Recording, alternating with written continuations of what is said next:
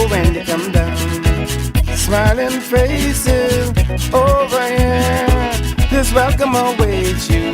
Oh, when you get here, you hear them. Oh no, we didn't know, say someone sweet like this. Oh no, we didn't know, like someone sweet like that. Oh no, we didn't know, say someone sweet like this. Oh no, we didn't know, like someone sweet like that. Tumor is made up with his mainline and keys, and still all these, there's no place like these. Southeast winds are blowing down Elizabeth Harbor. Oh, let me go, let me do the ling-a-ling. Oh no, we didn't know, say someone sweet like this. Oh no, we didn't know, like someone sweet like that. Oh no, we didn't know, say someone sweet like this. Oh no, we didn't know, like someone sweet like that. It's always made up this mainland and keys, and still all these, there's no place like these. Southeast winds are blowing down Elizabeth Harbor. Oh, let me go, let me do the ling-a-ling. You hear them? Oh no, we didn't know, say someone sweet like this. Oh no, we didn't know, like someone sweet like that. Oh no, we didn't know, say someone sweet like this. Oh no, we didn't know, like someone sweet like that. Inviting you down to my hometown. This your assurance, oh, when you come down. Oh no, we didn't know, say someone sweet like this. Oh no, we didn't know, like someone sweet like that. Summer is made up with his mainland and keys, and still all these, there's no place like these. You've been here 3 times, you're coming again. Oh, 'cause we don't know, say you find a friend, you hear them. Oh no, we didn't know, say someone sweet like this. Oh no, we didn't know, like someone sweet like that. Southeast winds are blowing down Elizabeth Harbor, and where the wind blows, it blows right back to me. Southeast winds are blowing down Elizabeth Harbor.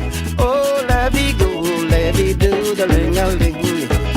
You've been here once, you're coming back twice. 'Cause truly, truly, truly, it's summer is night. Michael rolled about the show. Oh no, we didn't know. Got them coming back. Tonight, opposition members are suspended. We've got the recap and why. This as 7 persons are arraigned on a multi-million-dollar drug charge. And later, dozens left homeless after a fire in the Baintown community. Eyewitness News starts now.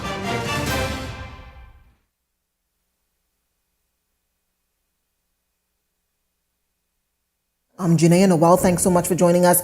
The body of a woman found with injuries just moments ago at Alfred Way, that's in the Malcolm Road area, is the 3rd female body discovered dead in a matter of weeks. First, 12-year-old Adriel Moxie, 72-year-old Renisha Butler, both women found strangled and sexually assaulted. And now, another female was found dead with injuries. We do have a team on its way to that scene. We'll be going live to them as this story develops. Be sure to stay tuned. The team is making their way. We got that notice about 5 minutes ago from police. Another female found dead with injuries. Meantime, opposition members hit with a temporary ban following a fallout in Parliament last week. The honorable men were dragged out of the lower chamber as a result of their actions, but it appears that the consequences do not end there. Our Jose Etienne joining me live in studio tonight to further discuss. For the next 2 sittings in the lower chamber, there will only be 1 opposition member of parliament. The other 6 have been suspended following their actions in parliament last week that some described as theatrics. Now, shortly after they learned of their suspension today, the opposition caucus held a conference to say emphatically that it is simply the Davis administration going a step further to muzzle their voice in parliament. They say it's a recurring issue that they won't accept this time around.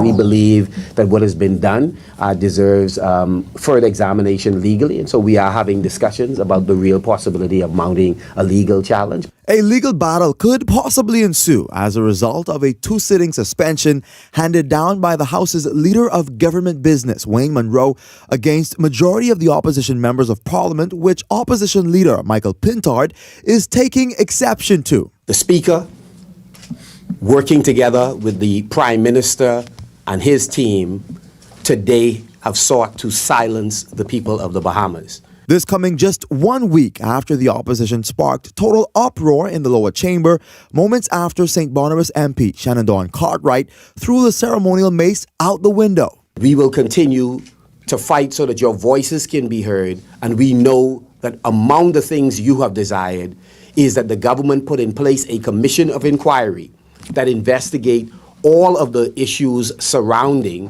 what has been termed systematic corruption in a number of our institutions. Now, how did we get here? Well, Pintard sought to share concerns during the debate on the Independent Commission of Investigations bill that was introduced in the lower chamber last week, but he was not allowed to speak. Some say that time was designated for MPs who are also cabinet ministers. That piece of legislation was introduced to the lower chamber amid calls for a commission of inquiry on the heels of a United States indictment that implicated Bahamian law enforcement officers on drug-related charges. This indictment and those things spelled out in it has the potential to damage in major ways the reputation of the Bahamas, our institutions, and our people. And there will be, as a result of this damage, economic fallout, inconveniences in major ways to Bahamian businesses and Bahamians traveling internationally. Now, as to why former Prime Minister Dr. Hubert Minnis will be the only opposition member of Parliament in the lower chamber. He was not inside Parliament at the time when Cartwright's actions last week caused chaos to erupt, but he told reporters later on that he supported the opposition's protest. Today, he suggested that the suspension against his colleagues was unjust, although he could be seen exiting House chambers moments before the suspension was handed down. I think democracy should always prevail. But Dr. Minnis was noticeably absent from the opposition's press conference shortly after they learned of their suspension. It's what some might describe as the elephant in the room, which reporters presented to Pintard. The persons who have been suspended, all of us stand in solidarity, and we know that what has been done is unjust. Does Minnis' absence suggest that he's not standing in solidarity with the FNM during their suspension period? You should ask him.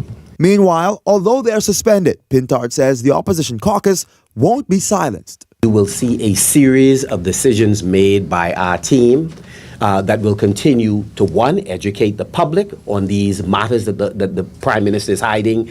He and his team are hiding from the Bahamian people. We will also exert pressure that on different occasions we will go to government ministries. We will be back on Bay Street. Now, Janelle, we know that the opposition and House Speaker Patricia DeVoe have been at odds for quite some time. While today's suspension is the latest development from tensions between both sides, last week was not the first time the opposition leader was thrown out of the lower chamber. That also happened in June of this year. But notwithstanding those concerns, opposition MPs say they must have their say, while those on the governing side will have their way. For now, reporting live in studio, I'm Jose Etienne, sending it back to you, Janelle. Thanks, Jose. Meantime, dozens of Progressive Liberal Party supporters rallying outside the lower chamber earlier today in support of the governing parliamentarian during House proceedings. Supporters were adorned in their party colors while bearing party paraphernalia as they chanted the party slogan. Their presence outside Parliament today comes as it is believed that they sought to counteract a Free National Movement protest held last week Wednesday that saw scores of FNM supporters outside of Parliament calling for the resignations of government officials on the heels of that United States indictment that implicated Bahamian law enforcement officers on drug trafficking charges. The FNM was expected to hold a protest as well today after learning that their members of Parliament were expected to be suspended, but those plans did not prevail. Opposition leader Michael Pintard declined to comment on why they did not go through with that demonstration. However, moments before entering the lower chamber, Prime Minister and PLP leader Philip Davis decided to give his supporters the time of day.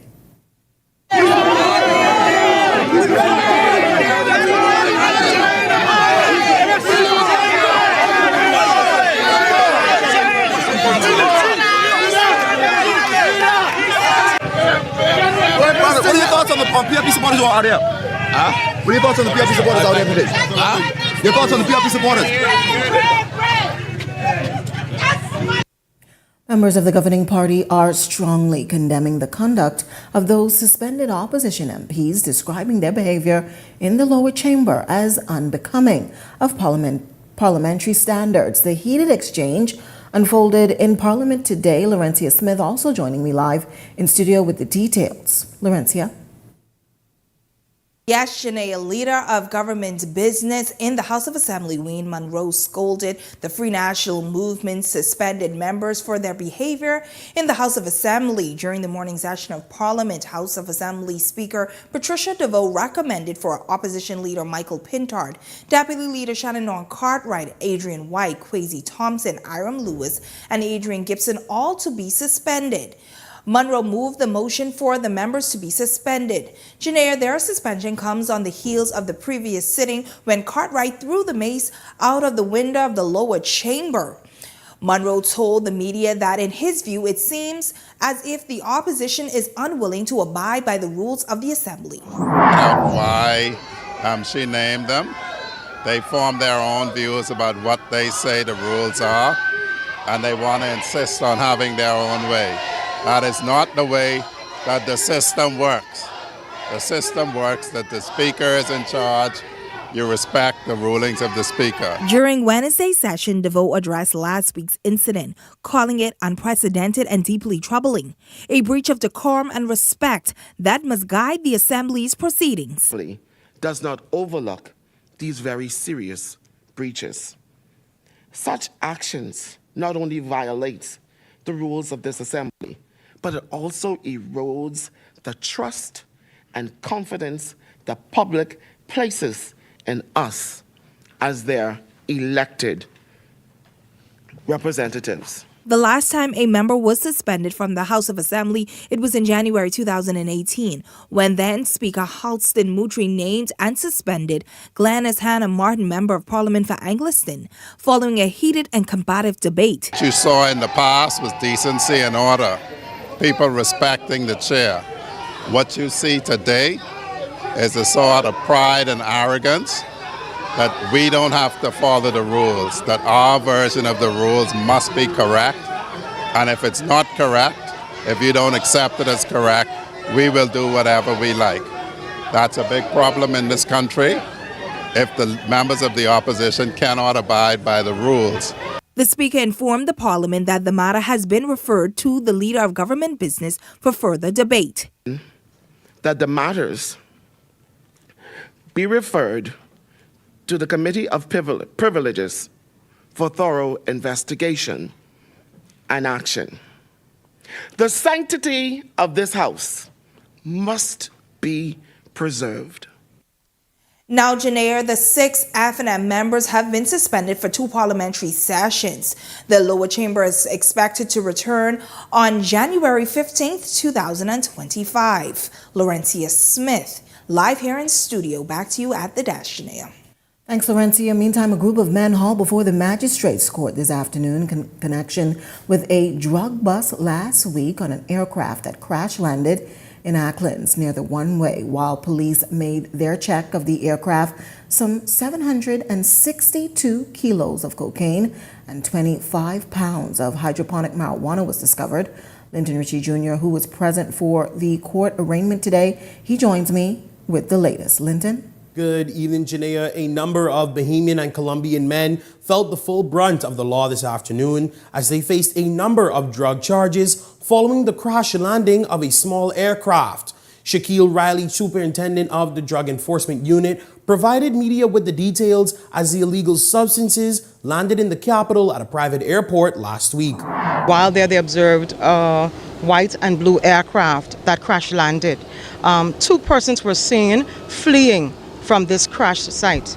Officers then would have conducted a check of the interior of the aircraft, and that is where they observed several Crocus-Act packages, what they suspect to be dangerous drugs. Bahamian men, 36-year-old Mickey Albert, 46-year-old Jerry Pierre, 54-year-old Chesley Armale, 46-year-old Robert McSweeney, and 40-year-old Demario Ferguson, and 2 Colombian men, 63-year-old Julio Alberto Casadiego, alongside 39-year-old John Gomez Pina, all appeared before the magistrate's court, arraigned on numerous drug charges. The men were charged with 2 counts of conspiracy to possess dangerous drugs with intent to supply, 2 counts of conspiracy to import dangerous drugs, and 2 counts of abetment to dangerous drugs. Superintendent Shaquille Riley of the Drug Enforcement Unit explained the shocking discovery that eventually led them to the suspects in question. What they saw was some 24 packages, some 24 bales, multicolored, of suspected cocaine and 1 Crocus-Act of suspected marijuana. Following those findings of the $15 million worth of drugs last week, all men were arrested in Long Island just hours after the plane crash landed in Auckland. All men were not required to enter a plea during their initial court appearance. Authorities recently told media they will continue to do their best to strip the country of illegal contraband. We at the Drug Enforcement Unit and indeed the Royal Bahamas Police Force continue to be relentless in our pursuit to rid our country of illicit drugs. Now, Janea, all men were remanded to Bahamas Department of Corrections until they return to court, as the matter will proceed by way of a voluntary bill of indictment expected to be handed down on April 19th, 2025. For now, I'm Linton Ritchie Jr. reporting live in studio, sending it back to you, Janea.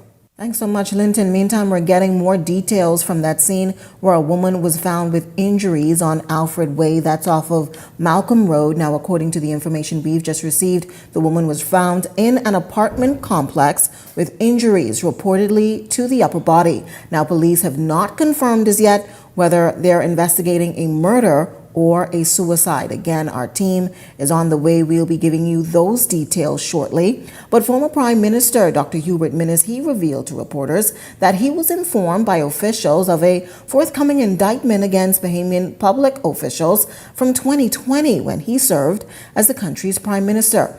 Dr. Minnis making this revelation to reporters outside of the lower chamber as he questioned Prime Minister Philip Davis's claim that he was blindsided by that indictment that exposed acts of corruption by 2 Bahamian law enforcement officers, while also shedding light on a high-ranking Bahamian politician who is alleged to have been willing to facilitate a cocaine scheme for some $2 million in bribe payments. This as Davis asserted as late as yesterday that he was caught by surprise by the allegations, a concern which he says has unfairly caused damage to the country's reputation. Minister Minnis, however, he says he has his doubts. When I was Prime Minister, I was informed by authorities within my government that an indictment was coming down for a particular figure. I was informed. I told the relevant authority, proceed. I have nothing to hide, proceed. So I was informed about that particular indictment. I can only say that he's now Prime Minister. If he was not informed, then it meant that the U.S. government and personnel does not trust him, nor his government. If he's informed, he's telling us that he was not informed. Therefore, that is untruth.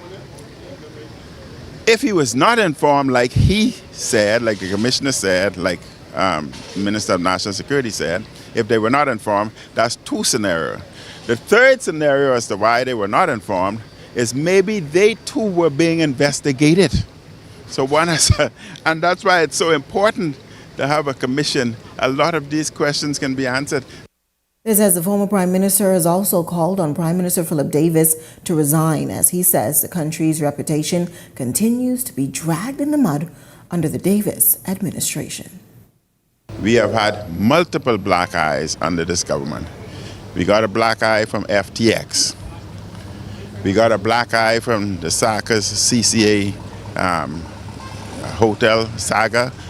We need to know whether there was any possible government involvement. We got a black eye from NIGAD. We need to know, the Bahamian people need to know who were the Bahamians who may have been sexually molested. We got the black eye from the saga with the police and tapes that were released, whether there was any police involvement. Then now we got another big black eye again, both eyes blacked, as a result of the indictment. This has gone throughout the world. We need proper investigation on this. We need to know who are involved. Are there any politicians involved? There's a Bahamian saying that fish always stink or rot from the head down. So it's time Brave Davis, he's the leader of the country, he's the prime minister, he must take responsibility and he must resign. Well, the Davis administration will be cooperative if an extradition request arises. That's according to the National Security Minister, Wayne Monroe, who spoke to reporters on an indictment that suggests a request could be made for high-ranking Bahamian politicians to be sent to the United States to answer to court officials. This as the allegations suggest that the politician in question, who remains unnamed at this point, would be willing to facilitate a cocaine scheme for $2 million. The Prime Minister said if and when the U.S. decide to move and request their extradition, we will abide by the rules that govern this land. This country is under the rule of law, so we will follow all of the laws and rules. Whenever and if ever that happens, we will act in accordance with the law. Unless and until we have reason to detain you, we can't interfere with your movements. Wherever they go, there will be extradition arrangements with the United States of America. It is a matter, as the Prime Minister has said, that the indictment is a serious allegation. Persons will have their day in court when that arrives, and the law will take its course. Our news team now on the scene of that discovery of a woman who was found with injuries to the upper body in an apartment complex off of Malcolm Road. Our Linton Ritchie Jr. live on scene tonight with the details. Linton? Good evening, Janaea. That's right. We are live here through Alfred Way, where police say that they found a woman unresponsive with injuries to the upper body. That much coming from Chief Superintendent of Police Kristen Skippins this evening, shortly before news time. Now, me and my cameraman made our way to the scene here through Alfred Way, where it is quite the quiet one, as residents in the community are allowing police to continue with their preliminary investigations. Now, right behind me, it is alleged that that woman was found in this green apartment complex with injuries to her upper body, as I once said, and crime scene investigators and police authorities are on scene conducting their investigations, combing, trying to find any pieces of evidence that can help them put together the pieces of the puzzle as to what occurred here tonight through Alfred Way. Now, police has yet to tell the media if this is a suspicious death or what is surrounding this exact incident. Now, we know that recently, in the recent times, a few women found themselves at the center of some crimes in the country, where we saw 12-year-old Adriel Moxie, who was found with partially clad, strangled to death, and she was also sexually assaulted. And just some days after that, 72-year-old Venetia Butler was also found partially clad and strangled to death. She was also sexually assaulted. Now, once again, I would say that police have yet to describe to us if this is a suspicious death. We are standing by here through Alfred Way, awaiting more details. But for now, I'm Linton Ritchie Jr. reporting live, sending it back to the Dash Chanel. Thanks so much for that, Linton. We'll be coming back to Linton live as soon as we have more updates from police. Well, if you've got a news tip or if you've seen news in the making, call the Eye on News hotline at 397-6397. We also invite you to send your letters to the editor for publication on all of our social media platforms, Eyewitness News Bahamas @gmail.com. And if you're watching on our Facebook or YouTube page, share your thoughts about today's stories in the comments section. We want to hear from you. We're just getting started in Eyewitness News tonight, but when we come back, multiple families staring homelessness in the face with Christmas just around the corner.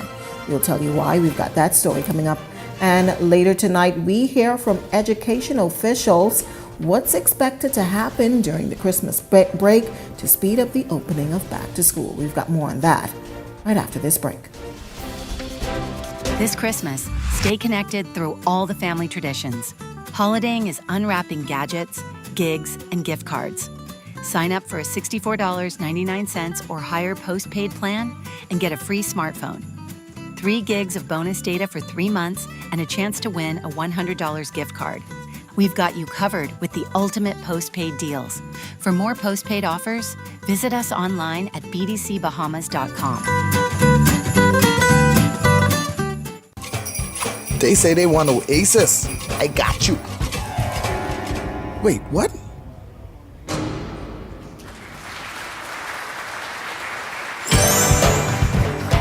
Joyful, joyful, we adore thee, Lord of glory, Lord of love.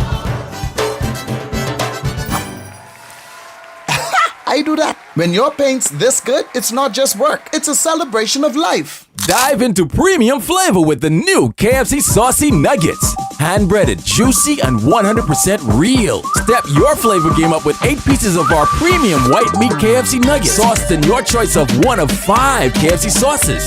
Stinging honey garlic, guava barbecue, mango habanero, Korean barbecue, or signature barbecue. Do whatever the crunch you want with all 8 pieces of our new KFC Saucy Nuggets for just $7.95. KFC Saucy Nugget Strip. It's finger-licking good. So, who's driving tonight then? Who's the best driver?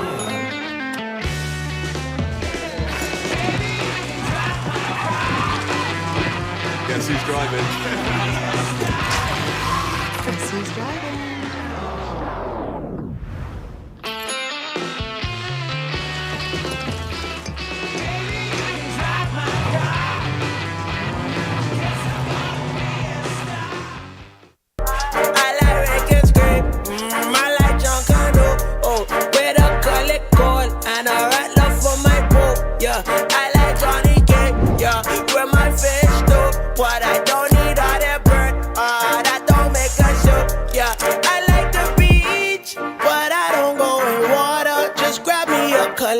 That's the bear of the Bahamas. I like to go down.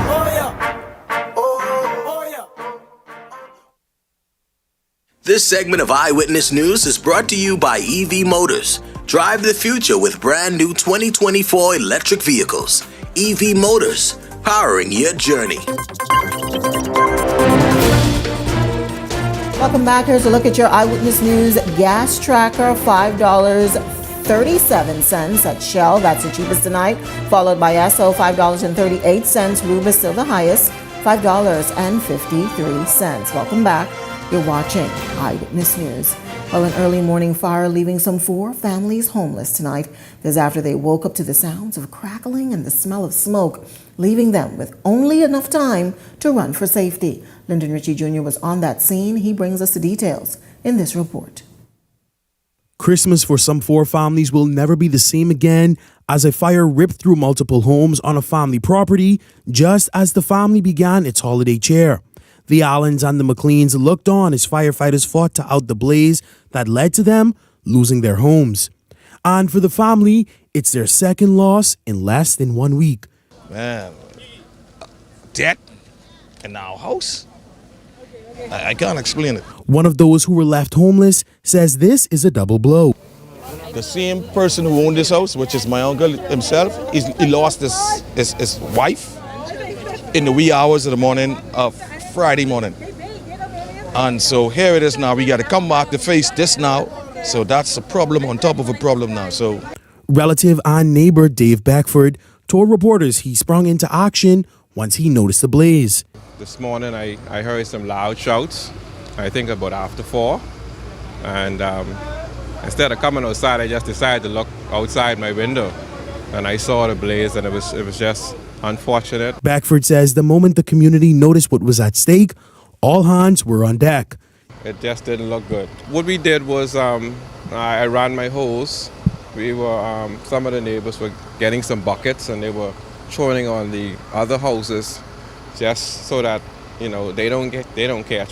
As the family walked through the rubble left behind as a result of the inferno, Member of Parliament for Bain and Grantstown, Wade Watson, emphasized he will do his best to assist those affected. It's tough times, and they're gonna need some kind of assistance to rebuild. I'll see how best I can accommodate. See how best I can accommodate them tonight. With all memories lost and just smoke emerging from the family's treasures, the next step remains uncertain. Where we go from here? That's the ultimate question. And nobody right now have the answer for it. For those wishing to assist, you can reach the family at 828-5150 or 807-1988. Linton Ritchie Jr., Eyewitness News. Thanks, Linton. On to some other news tonight. $56.07 is the current price to house an inmate at the Bahamas Department of Corrections, or BDOC's, daily. This according to the 2022-2023 annual report tabled by the National Security Minister Wayne Monroe today. The annual cost of inmates is some $20,464.71. It's a 17% increase from 2021, when that figure stood at $17,369.60. According to that annual report, it's a 17% increase when that figure stood roughly around $17,000. Now, for more details on this report, you can log on to our website, ewnews.com. Meantime, the Consumer Protection Commission has acknowledged a rise in complaints about electronic goods going missing after delivery to U.S. courier addresses. The chairman of the commission, Randy Rolls, speaking to common trends and what consumers who find themselves with missing packages should do next. The trend is as follows. After making purchases, consumers in the Bahamas would specify a U.S. address as a place of delivery of the goods. Shortly after the packages arrive to the identified address, consumers receive an email notifying that the delivery was made. However, before items can be transferred from the delivery address onward to the Bahamas, the packages go missing, with no accountability or compensation from the freight forwarder. If you are a victim of this, the Commission urges you to contact the courier company, the police department in the jurisdiction where the incident occurred, and to notify us immediately to help you navigate through such circumstances.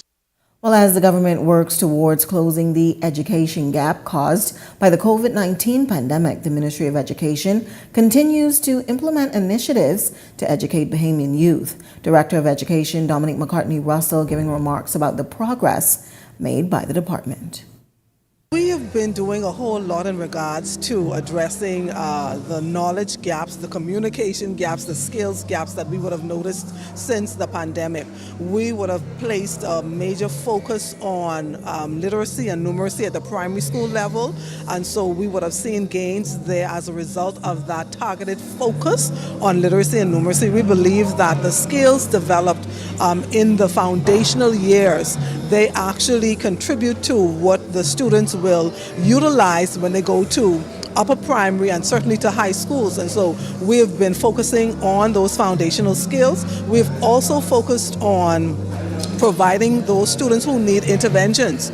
We have put in place academic success coaches in 15 of our schools, and their goal and what they've been doing is providing students with targeted support. Those students who are at what we call leisure learners, who perhaps may have issues with phonemic awareness, phonological awareness, those students who may also have issues with the math skills, they've been given targeted support. Russell also sharing that the ministry intends to create more programs that include specialized teachers to ensure that children across the Bahamas have access to education.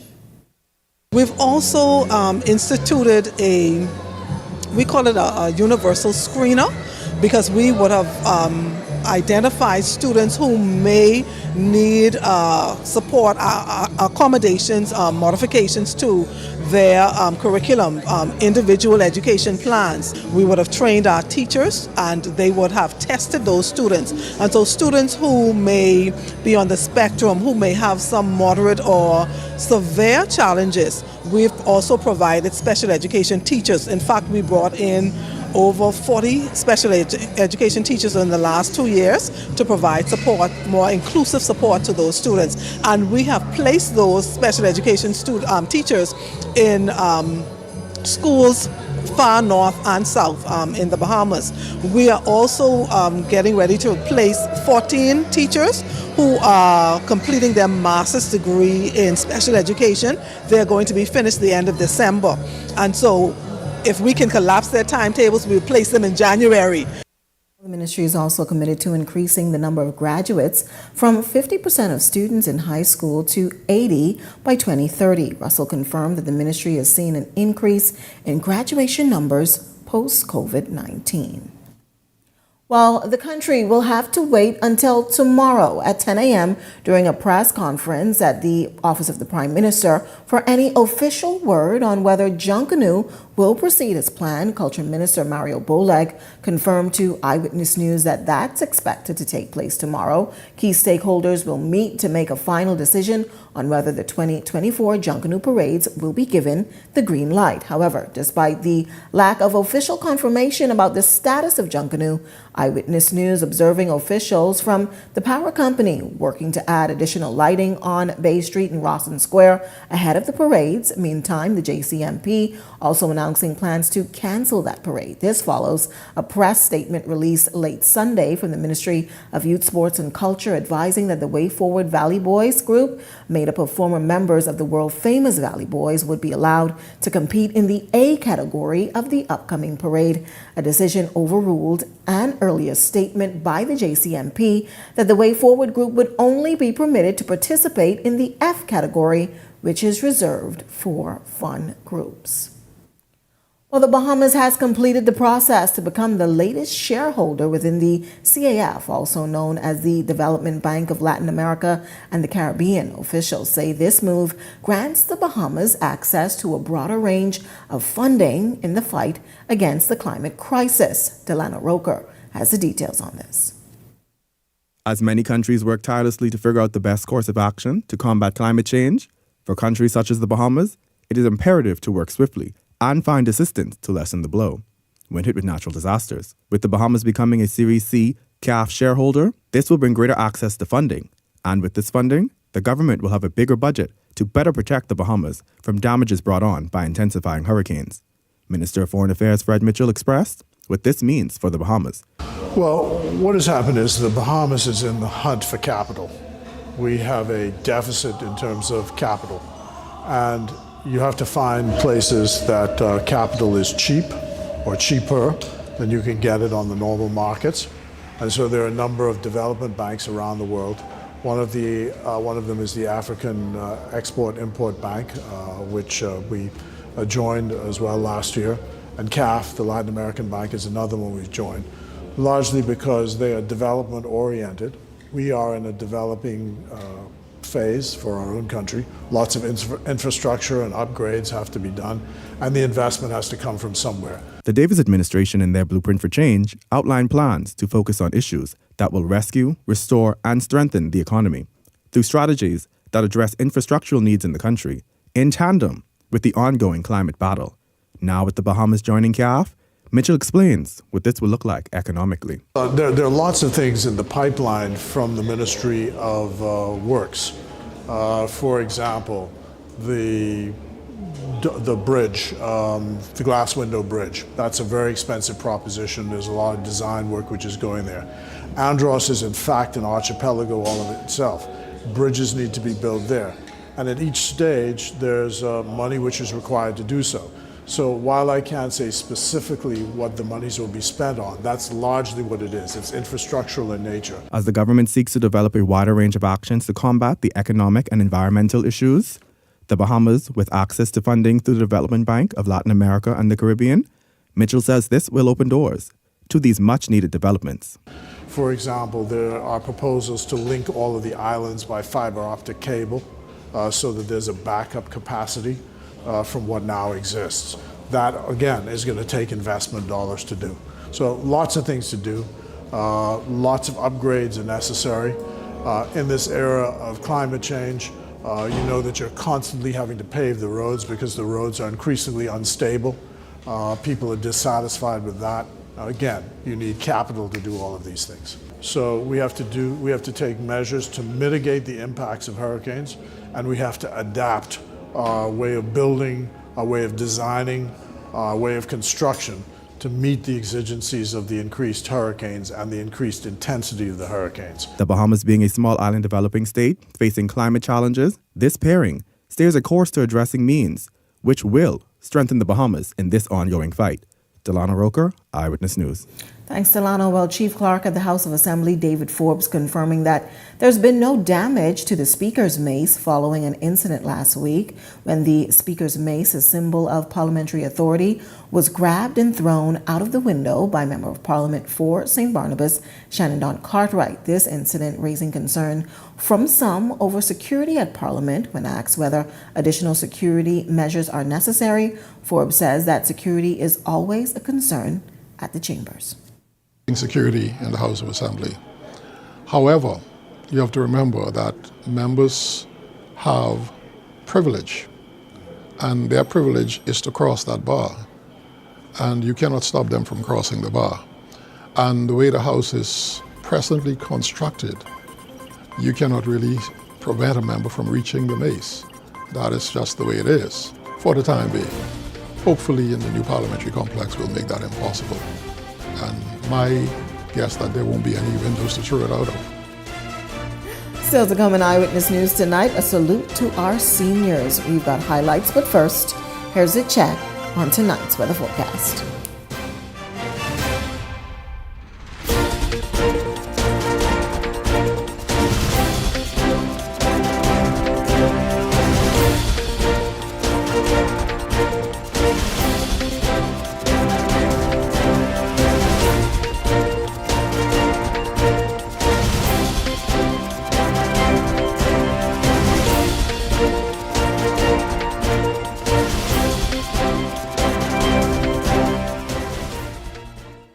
Bahamas, we understand your business needs. We remain dedicated to giving you the best experiences for your business's growth and development. Reliable internet speeds for your customers' stress-free online shopping experience. Secure landline connections so your customers and team can always reach you. Exclusive add-ons like website and online store to put your brand on the map as the best. Find more at business.btcbahamas.com. For carpets, bed sheets, and bath mats, there's a place I know.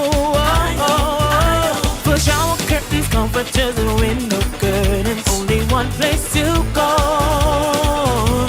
Fixing your home or automotive, that's no fuss. We put a smile on your face, come and shop with us. For all you need and more, shop at AID for Christmas.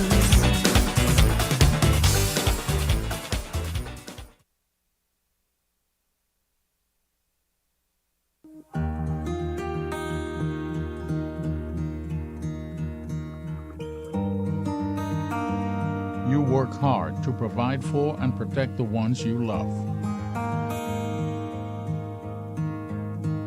However, life can present unexpected challenges. Who you call in times of need matters. Insurance Management is a Bahamian-owned company that has been serving our community for over 40 years, offering a wide range of coverage for all of your personal, professional, and commercial needs. When life happens, rest easy knowing that our skilled and experienced agents are there for you in your time of need, so that you can get back to what matters most. Insurance Management. Nobody does it better. Welcome to Paradise Games, where exceptional service meets the ultimate gaming experience. Our dedicated team is here to make every visit a win. Now this is paradise. This is more than just a place to play. Now this is paradise. It's where excitement meets world-class service. Now this is paradise. Now this is paradise. Come experience it for yourself. Now this is paradise.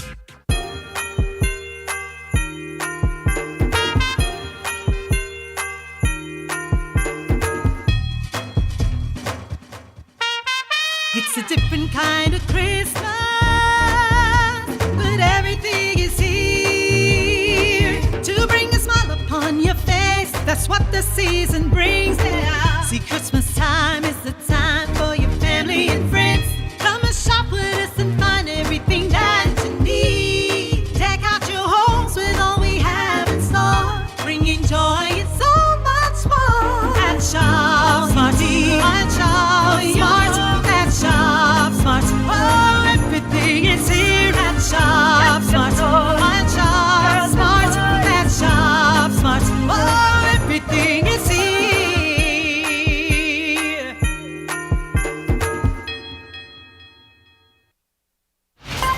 You're watching Eyewitness News.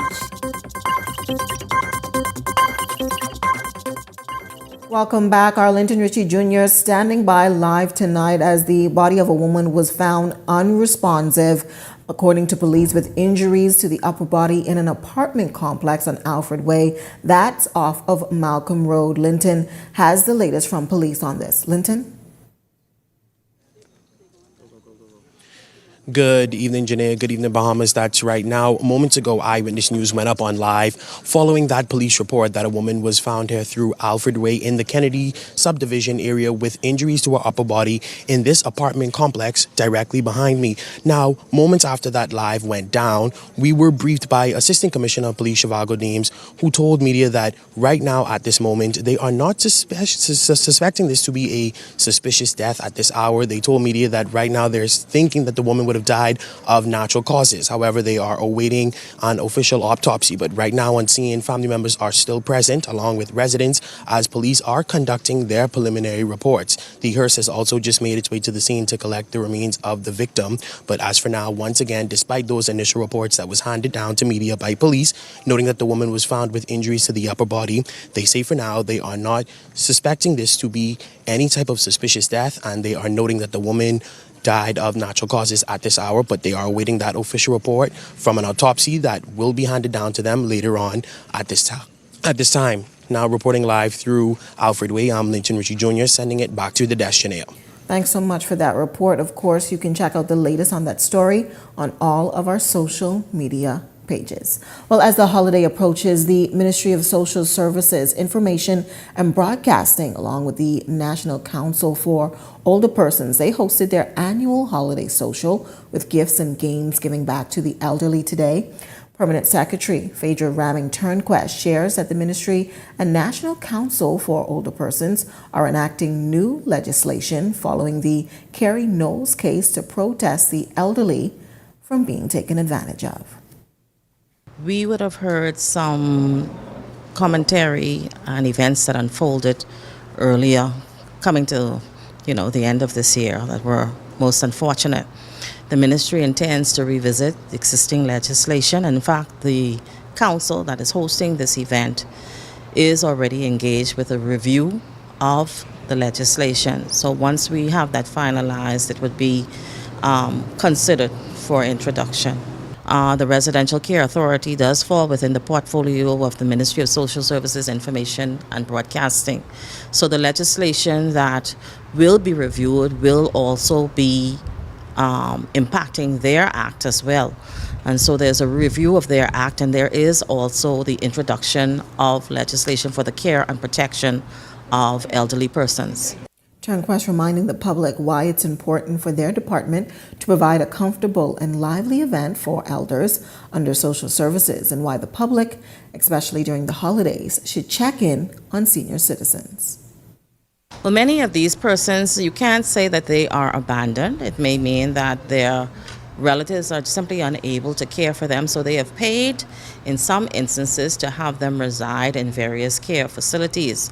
In cases where those who have no relatives, they may find themselves there. The ministry assists where they can in terms of to some of the homes that are not specifically ours, offering grants to ensure that they are able to function. At this time of year, when you expect to be surrounded by family, I would say be very mindful that they are in an institution. They are their own family, their own unit together there. This is a time to visit. If your loved one is in a home, then this is a time for you to remember them and to go and stop by. They'd like to tell some old stories to you. And even if they don't remember all the time, you can remember and awaken some memories for them.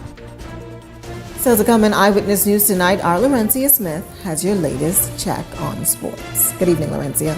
Good evening, Janaea. We have some exciting news from the pool, so I'll tell you more about it straight ahead in sports.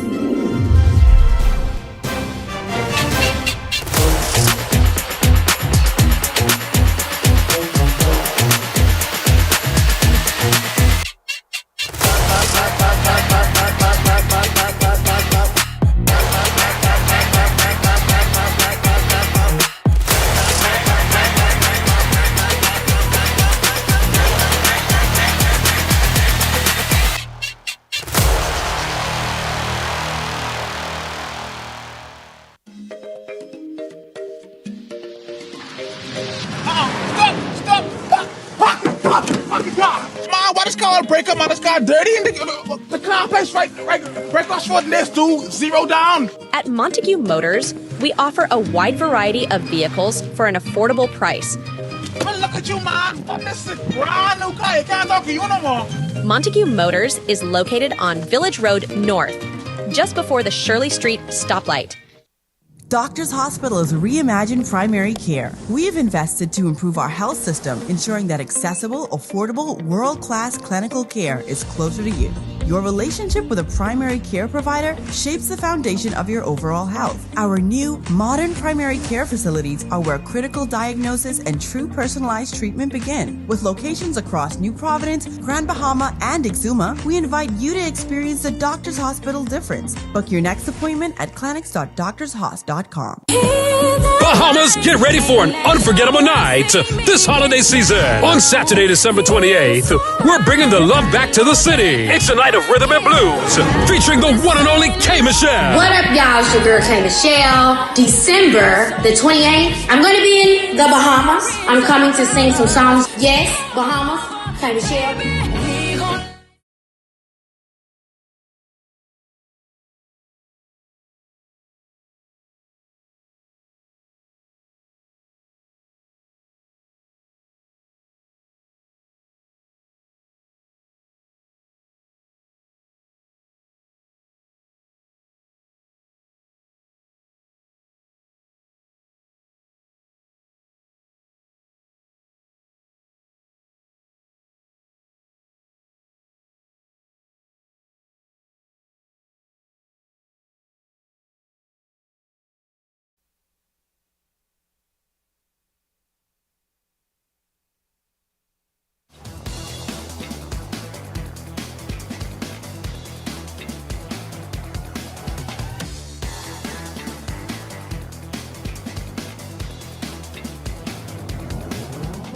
Eyewitness Sports is brought to you by 103.5 The Beat.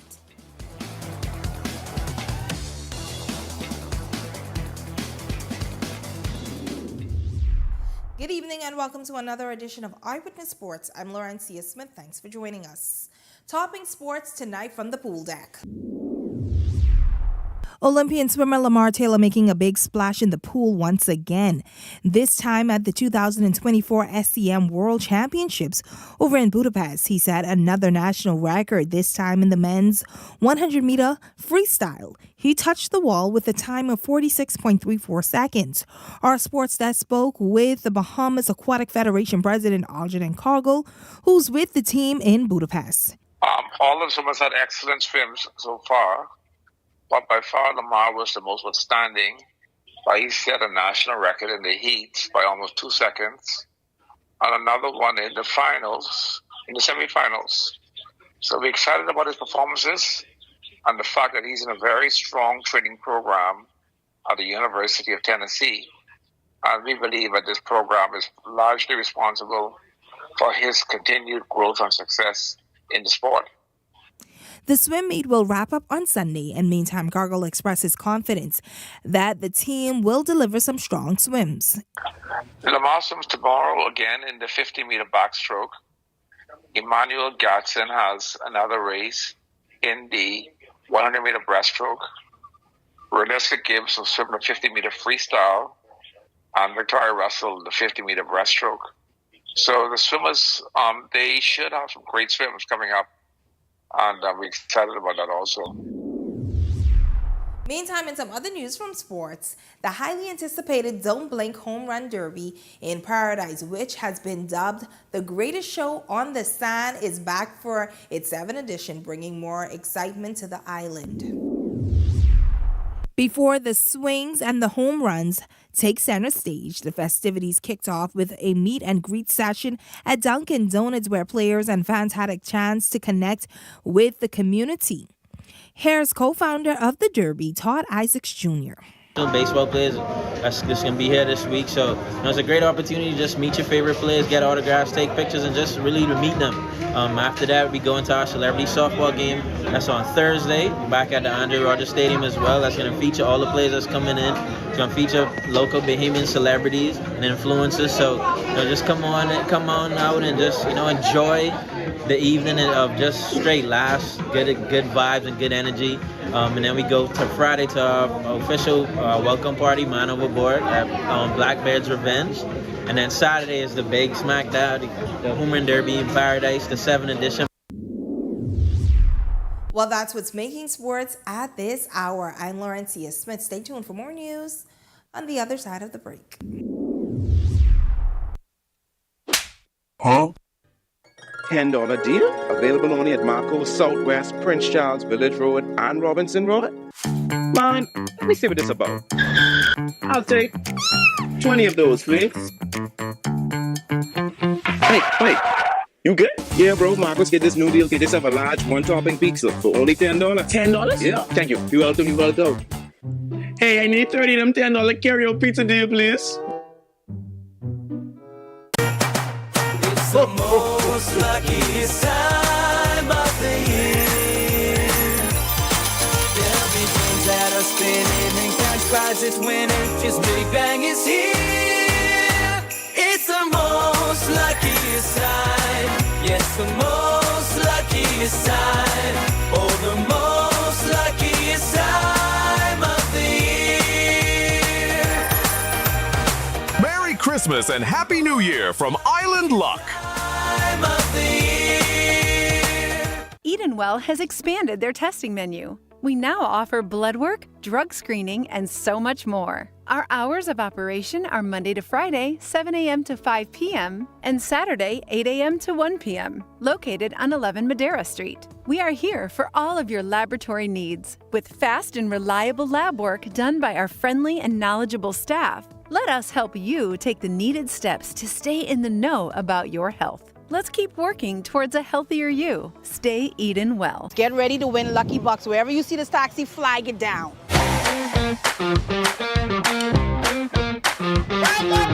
The boy hard, beating so hard, I will be hard. What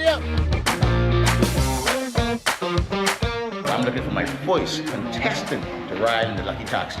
You walk in the taxi, you got to do the Lucky Walk, brother. Oh, thanks. Man, thank you, sir. 85 times 2 is how much, brother? You only win $170, brother. I never expected to win as much as I win. Bang along. Very excited when the gentleman picked me to ride inside the taxi. So if I had to choose a game that would stay, it would be Island of Taxi. You could be next on the Island Lucky Taxi.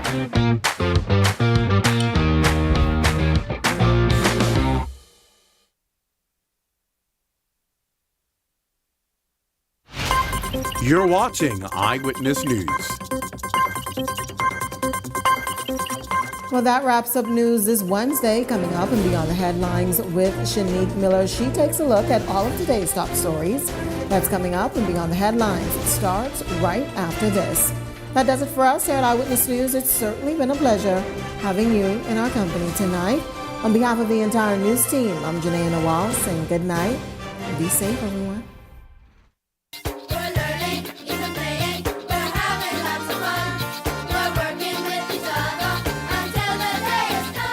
Let the competition begin.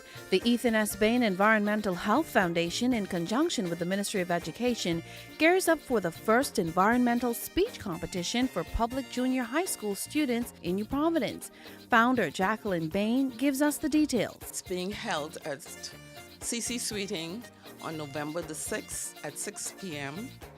And we will have distinguished guests from the Ministry of Education, parents, and the 10 finalists. And I think it's very fitting because we need to raise the awareness on the environmental issues in our country. It's very essential. We have 8 junior high schools participating with 24 participants.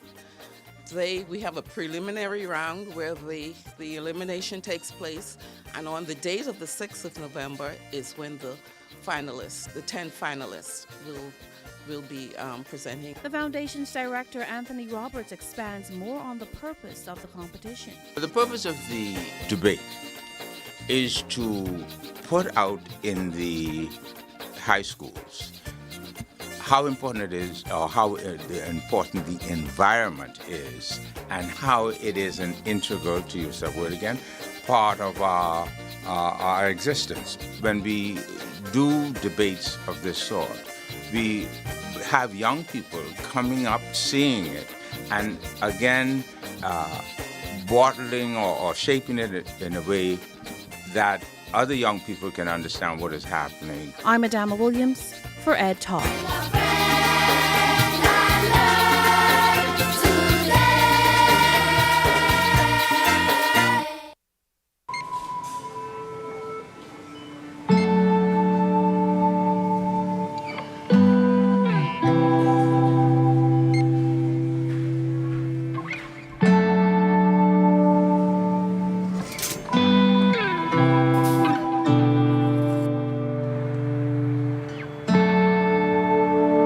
We all know there are ways we can help.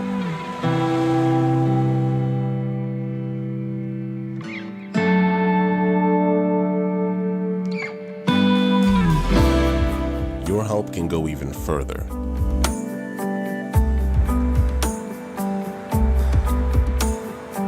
Be an everyday superhero.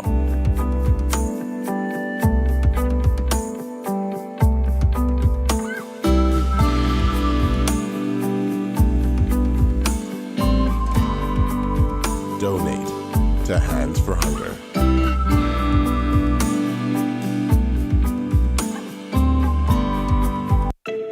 Tired of driving around from place to place just to get your car insured and licensed? Frustrated with the process of being back and forth from your insurance company to road traffic? Well, BMG Insurance Agents and Brokers just made insuring and licensing your motor vehicle as easy as 1, 2, 3. Step 1. Visit us at the Road Traffic Department, Section 1, Thomas A. Robinson Sports Stadium. At our office, you can purchase or renew your insurance or get your vehicle inspected. We at BMG Insurance Agents and Brokers represent major carriers. Step 2. See the professionals at Road Traffic to get your vehicle licensed. Step 3. Enjoy your day. Insure with BMG Insurance Agents and Brokers today, saving you time and money. Your one-stop shop for all of your insurance needs. Great rates, convenient, excellent service. For more information, call us at 322-2221. So you want a space, but not just any space. You need something with a little more potential. So how about 1,000 square feet of room to play with? Superb audio and video production capability, digital LED wall, full lighting grid, and about 124 seats to accommodate a full studio audience with so many other features. Make us your home for your next concert, conference, and so much more. Honestly, the possibilities are endless. Here at ILTV Studios, we'd love to bring your next event to life. So what do you say? Do you want our space?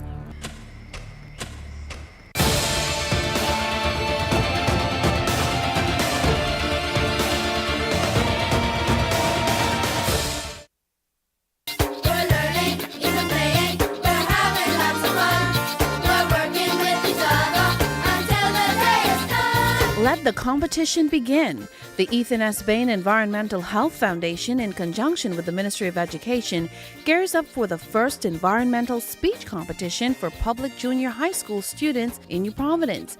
Founder Jacqueline Bain gives us the details. It's being held at CC Sweeting on November the 6th at 6 p.m.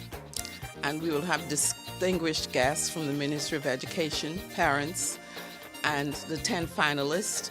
And I think it's very fitting because we need to raise the awareness on the environmental issues in our country. It's very essential. We have 8 junior high schools participating with 24 participants. Today we have a preliminary round where the elimination takes place, and on the date of the 6th of November is when the finalists, the 10 finalists, will be presenting. The foundation's director, Anthony Roberts, expands more on the purpose of the competition. The purpose of the debate is to put out in the high schools how important it is, or how important the environment is, and how it is an integral, to use that word again, part of our existence. When we do debates of this sort, we have young people coming up, seeing it, and again, bottling or shaping it in a way that other young people can understand what is happening. I'm Adama Williams for Ed Talk.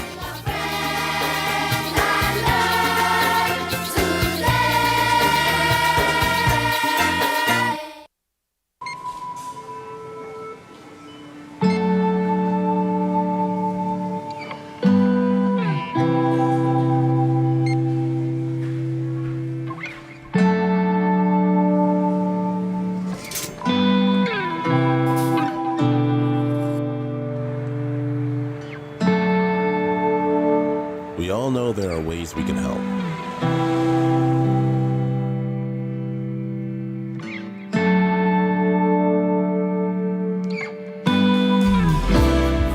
Your help can go even further.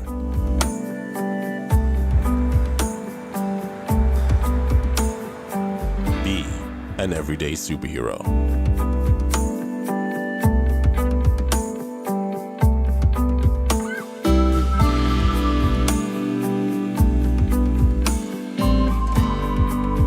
Donate to Hands for Hunger.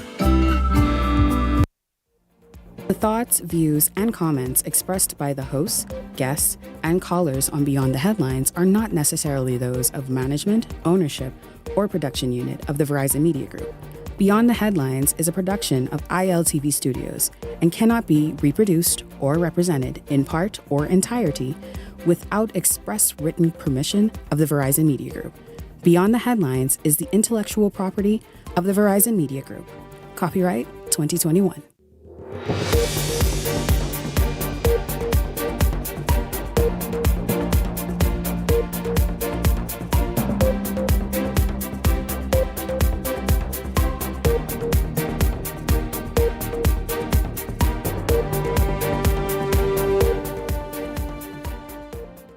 Coming up tonight, the latest on Junkanoo. Will all sides come together in time for the Boxing Day parades?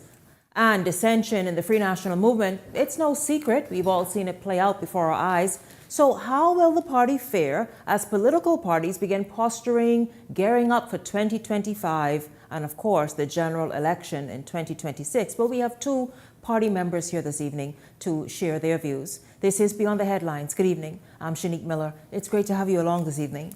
The discovery of a lifeless female in an apartment off Malcolm Road, late this afternoon, got the attention of the public after police said that the woman appeared to have bruises about the body.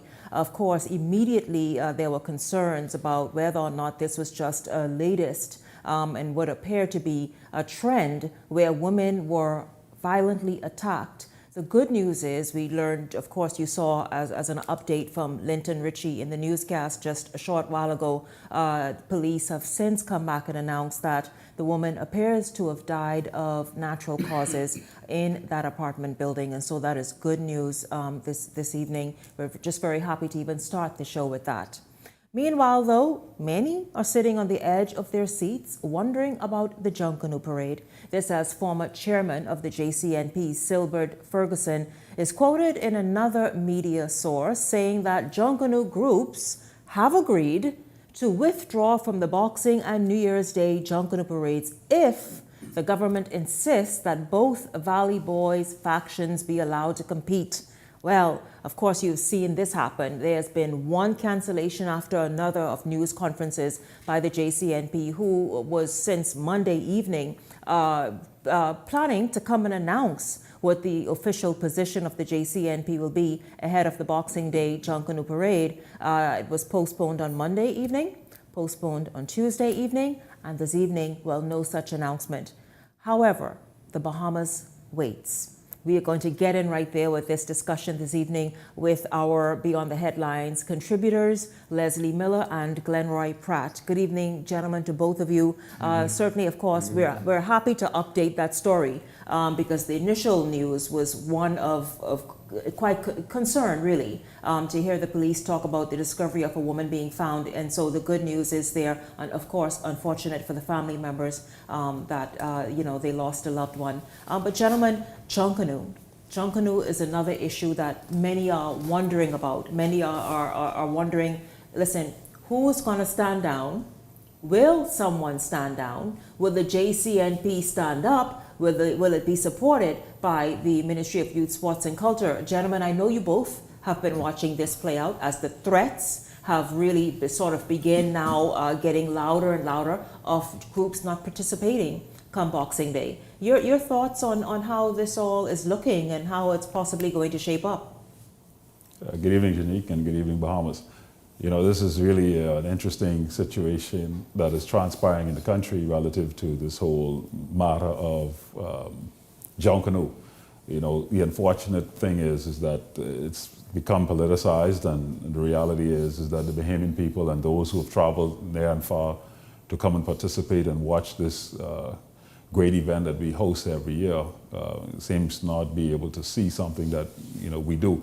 And I think this is going to have, if not allowed to proceed, or if it doesn't come to a point where people participate and Junkanoo groups do not participate, it's going to be very difficult to regain the trust and the desire to attend further events by the Bahamian people and for those who will be traveling near and far. So it's really not a good situation. Good evening, Bahamas. Good evening. Hi, Leslie. This situation with the Junkanoo group is one that really should not have arisen to begin with. The Valley Boys has been around over 40 years with Gus Cooper, God bless him. They were split before, if you all remember. Roots split from the Valley. One family split from the Saxons. Life went on. It appears to me that calmer head is going to prevail in this situation. Between now and Friday, this matter should be dealt with. I think they've gotten the Prime Minister involved. He didn't want to get involved with it until they brought his name up. He just indicated that he just wants to see Junkanoo go on. And I think that's what's going to happen at the end of the day.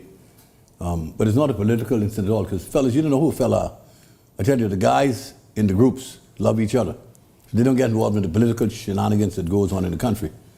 They may fight politically when that war comes, but when it comes to Junkanoo, they are one.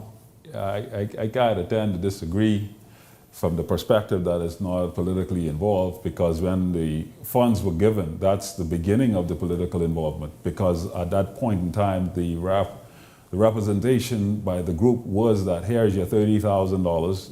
That means you're legitimate. You've been made legitimate, and now the Bahamian people now recognize that, or you've been recognized as being legitimate by receiving such amount of money, and now that created a problem. They should have never received the funds, in my view. If you're going to break off... The new group, you mean? Right, the new group. If you're going to break off from of an entity, you change the name. I mean, and if you are that good, go ahead and change the name. I couldn't agree with you more. I don't know why you want to duplicate. You had one family from the Saxons. You had the, you know, all these other different Don't groups that forget, broke off. the music makers break off from Chippy and them 30 years ago. Yeah, but this is a bit different. This is people who love the Valley Boys organization who Yes. decided that they want to remain, but they want to see the group move forward. And I'm not speaking for one side over the other. I am just stating what was presented. So what was presented is the fact that, listen, let's register this group.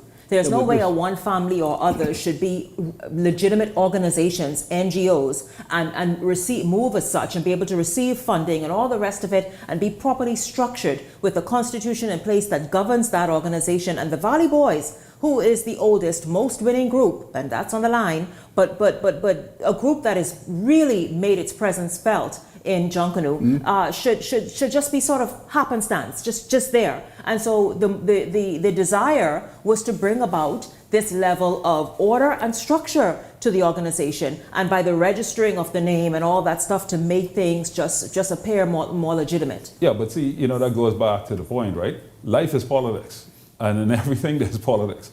The fact is, if you expect to have any form of say in that particular group called the Valley Boys, you must win the popular vote and make the decision. If majority of the people in the group don't agree, then you have to go with what the majority is agreeing to go with. That's just the way it works. It's interesting that you said that, because the breakaway group tried to do exactly that. They wanted to have an election. The whole group wouldn't afford them an election based on what they thought could have happened. But this is just a marriage gone bad. You know, that's what it is. You know, the wife wants something and the man wants something else, and now we got to separate. But that's between themselves. Why should the other groups get involved in something that is really none of our business? I'm a Saxon, by the way, and you know, we have our little riffs and raps, but at the end of the day, we are one. I think it's going to work out fine between now and Friday. Things should be back on solid ground. I agree with you, Leslie. Obviously, you would know exactly what it is, and really for the greater good. Glenroy, you mentioned something that was key that I think a lot of us overlooked: the fact that people actually travel here to experience and enjoy the Junkanoo parades. Hundreds of people. Now, what needs to happen moving forward, though? Certainly, I think there needs to be an overall and sort of an overhaul of Junkanoo. Junkanoo, for years, you've been hearing leaders say, "Listen, this is a super multi-million-dollar business and industry. It is not being treated as such or looked at." Well, then, ladies and gentlemen, primarily gentlemen of Junkanoo, in order for it to be seen as a legitimate business and develop as this industry that is so promising, the structure that you're trying to run from must happen. It must happen, and the oversight that's needed. And so certainly I think this is a lesson moving forward that we'll have to most demand. Most people have the opinion that Junkanoo really shouldn't be on Bay Street any longer. That Bay Street can't accommodate that. Glenroy, what are your thoughts? I like it where it is. I don't think that ever is going to change. No, they said that it should be the sports center. I don't think it'll ever be the same. I have rushed both places. Actually, I worked at the sports center, and then I rushed on Bay Street. It is nothing like rushing on Bay Street and that sort of hollow area. It's just, everything about it is just fantastic. You know, you can't see what's coming around the corner, and all you hear is the sound, and then you just all of that is just a part of the experience. Just the anticipation, it's just wonderful. The street may be this small and a lot going on and people trying to jostle for seats, but that is where Junkanoo belongs, right there on Bay Street. All we want them to do, though, is get it together.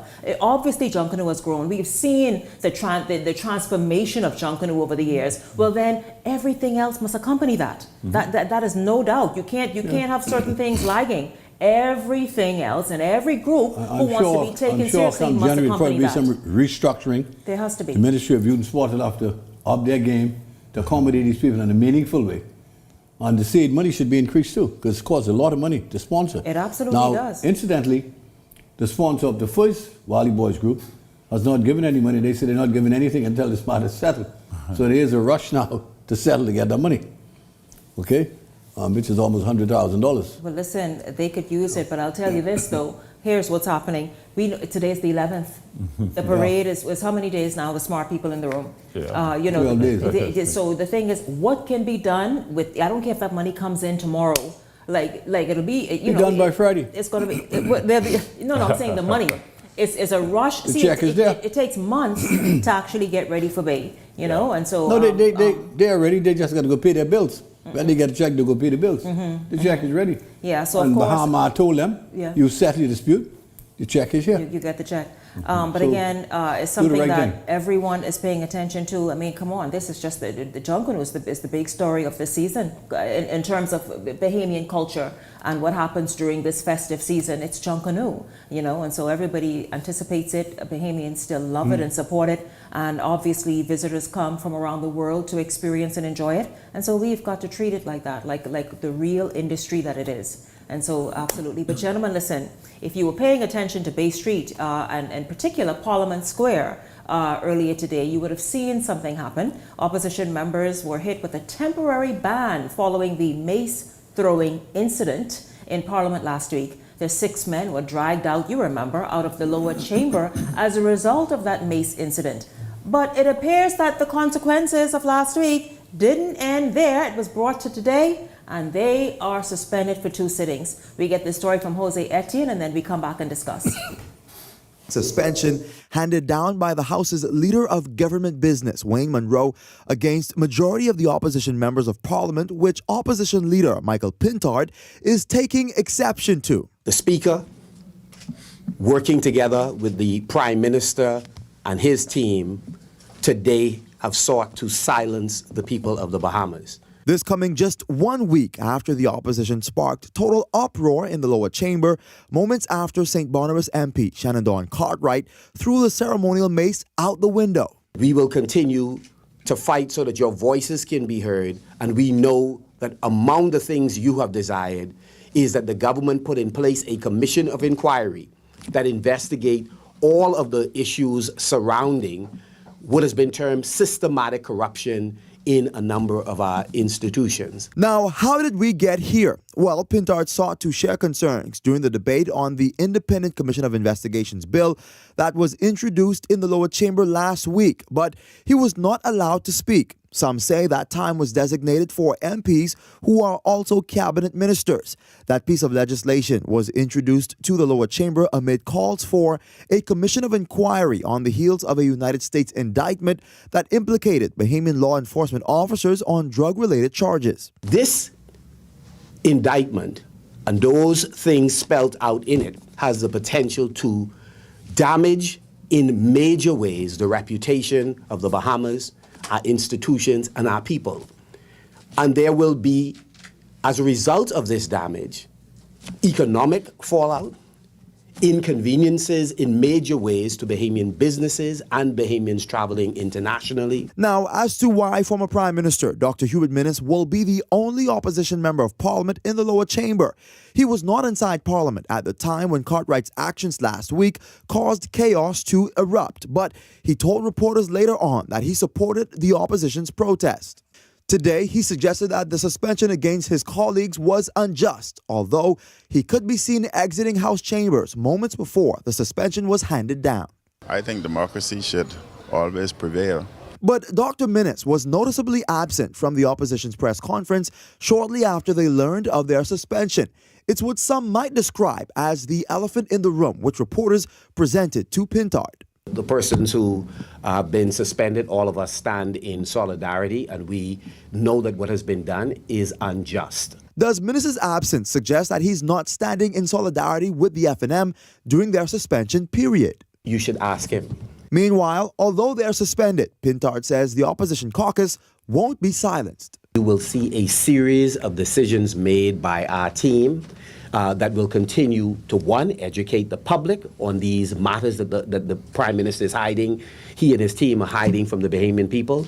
We will also exert pressure that on different occasions we will go to government ministries. We will be back on Bay Street.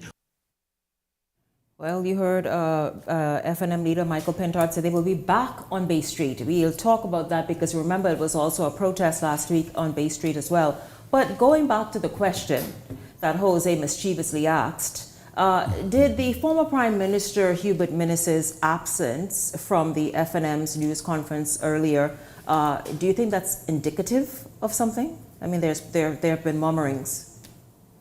Well, if you listen to what the Dr. Minnis said, he felt as if the treatment that they received was unjust. And obviously in that communication, that indicates that he supports them. Of course, he wasn't a part of it, Would you say, Leslie? He was not a part of it because he has to ready to go back in Parliament. Listen, Doc knows he's not going to get a nomination from Pintard. What do you mean he's not going to? Leslie, you've been pushing that narrative He's not going to get a nomination. How is he not going to get a nomination? Because that's a hell of a fall from grace. Here was a man who was just prime minister 3 short years ago. Now finds himself in the wilderness and walking all alone. They're not going to give him no nomination. It ain't going to happen. That's unfinished with. And he knows that. Arguably, he is one of their strongest members of parliament. You feel as though, for whatever the reason is, he more than likely will not get a nomination? It will not happen with the FNM. He just has to sit adjourned up in the PLP if you want a life. Well, he might as well. I don't know. He might as well. Listen to me. I've seen stranger things happen. But you bet right straight. This is politics after all. Should Justin, what y'all doing? Is Carlisle? I heard your voice a minute ago. What y'all into? We just getting started. I want to know: should the FNM have been suspended today? Do you think it was warranted? We'll talk about that when we come back. And also, the PLP staged a protest in Parliament today. I'm not sure why. I want to know perhaps what the economists... What is it? What the parliaments have to say. Listen, we're just getting started, y'all. It's December, you know what I mean? The holiday season. Come on back. Let's have some fun. We're going to take a break and come back with more Beyond the Headlines after this.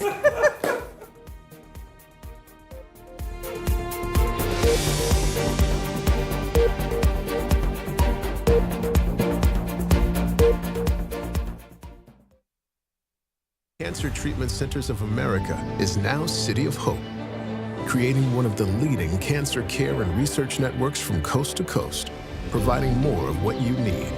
More locations means more care closer to home. More specialists means more expertise. More research means more breakthroughs. More advancements means more treatment options. And more options means more hope. Call now to get more of the care you need. For carpets, bed sheets, and bath mats, there's a place I know. For shower curtains, comforters, and window curtains, only one place to go. Fixing your home or automotive, that's no fuss. We put a smile on your face, come and shop with us. For all you need and more, shop at AID for Christmas.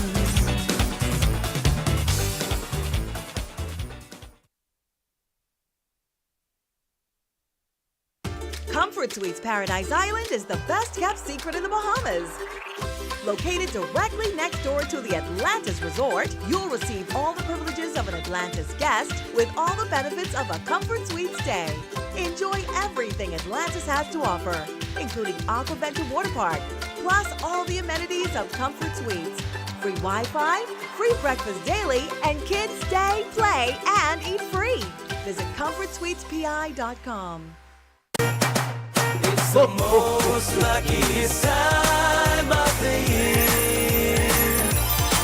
There'll be things that are spinning and cash prizes winning. Just Big Bang is here. It's the most luckiest time. Yes, the most luckiest time. Oh, the most luckiest time of the year. Merry Christmas and Happy New Year from Island Luck. Get ready to win lucky bucks. Wherever you see this taxi, flag it down.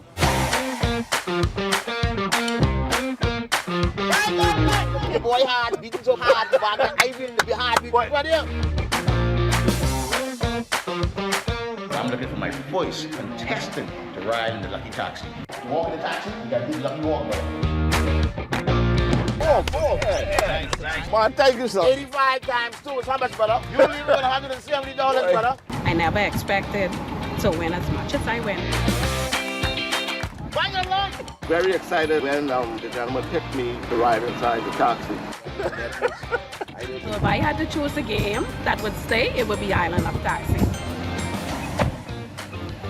You could be next on the Island Lucky Taxi.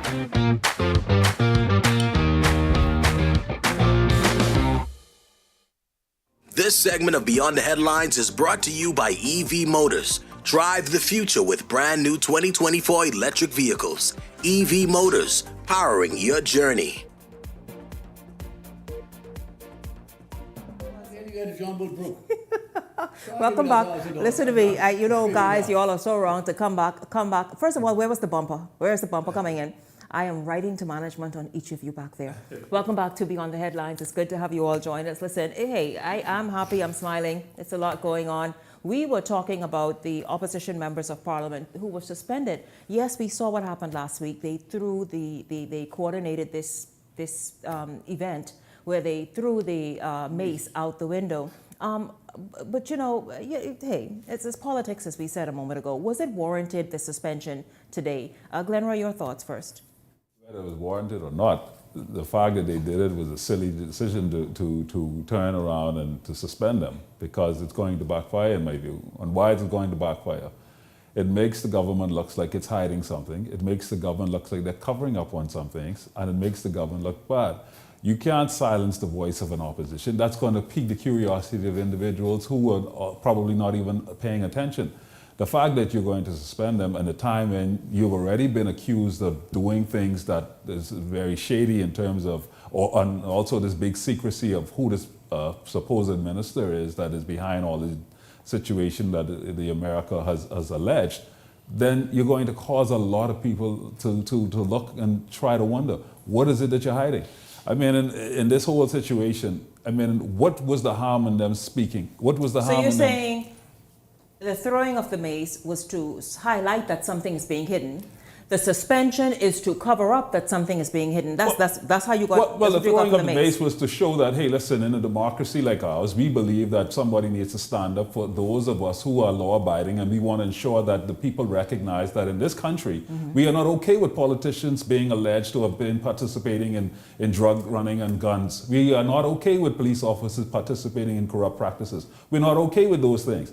And if you are sitting there silently and nobody's saying anything, you know, they say silence gives consent. And so when you have a situation where the Bahamian people have been targeted in the sense of their whole outlook, when they go to the airport, as Mr. Miller said on one of the other shows, you go into the airport, you're getting scrutinized, people pulling you in the back room, asking you where you get this money from. And this whole stain is now upon us as a people, because from the top, who are supposed to uphold the law has been breaking the law. So just a regular, ordinary citizen like myself traveling, you don't think that scrutiny is going to be levied upon me based on the actions of those who are supposed to be upholding the law? And so we needed a voice to stand up for us to show that, look here, we are not okay with such behaviors. Mind you, let us appreciate that every parliament in the Westminster system has rules and regulations and laws that you go by. What took place in Parliament in the Bahamas last week, if that had taken place in London, the police may have been much rougher and someone could have been shot. It happened before in London. Really? That's a very serious offense when you take the mace off the table of the house and try to destroy it. But if you read the Nassau Guardian last week, what they had to say in the editorial, it says succinctly how dumb and stupid it was, and how petty it was, and how the leader of opposition is a third-rate actor, and he needs to up his game with the trivialities that he's been going on with. They were very serious, and they were very solemn, because you have no right to interfere with the decorum of the House. And, you know, and especially the significance of the mace. When in 1965, Sir Lyndon and those other great men, Arthur Milo Butler, the whole crew of them, did that for such a significant thing, to give us our rights and our freedoms. And that's not a triviality, because the speaker said, but you can't speak until the minister finished speaking. So, so you feel as though it trivialized something so sacred. Exactly. Basically. You know what's funny in that statement Mr. Miller is making? I could take that same statement, and I guess the same statement was applied to Pinling and Samila Butler back in the day as well. But I'm sure that they were saying to them that what you did was wrong. With a minority government, though. Whether they were minority, the fact is, the fact who was trampling on our rights. But the fact is, what you stated is exactly what I'm sure those persons at that time stated about those individuals. Yes. And they looked at them, and when that mace go on out that window, I'm sure in 1965, all the gasping and all the things took place. The fact is, when you are standing up for a people, you must take things like this and show that you're serious about what you're representing. But it And the can't be fact a is, we gimmick, may man. say it's It can't be trivialized. a There's gimmick. nothing trivial about me going to the airport, being scrutinized, being looked upon as a drug-running, gun-toting person, when I know that I haven't participated in it, and because persons who supposed again uphold the law is not doing so. It's nothing trivial about the fact that we are being labeled as a corrupt country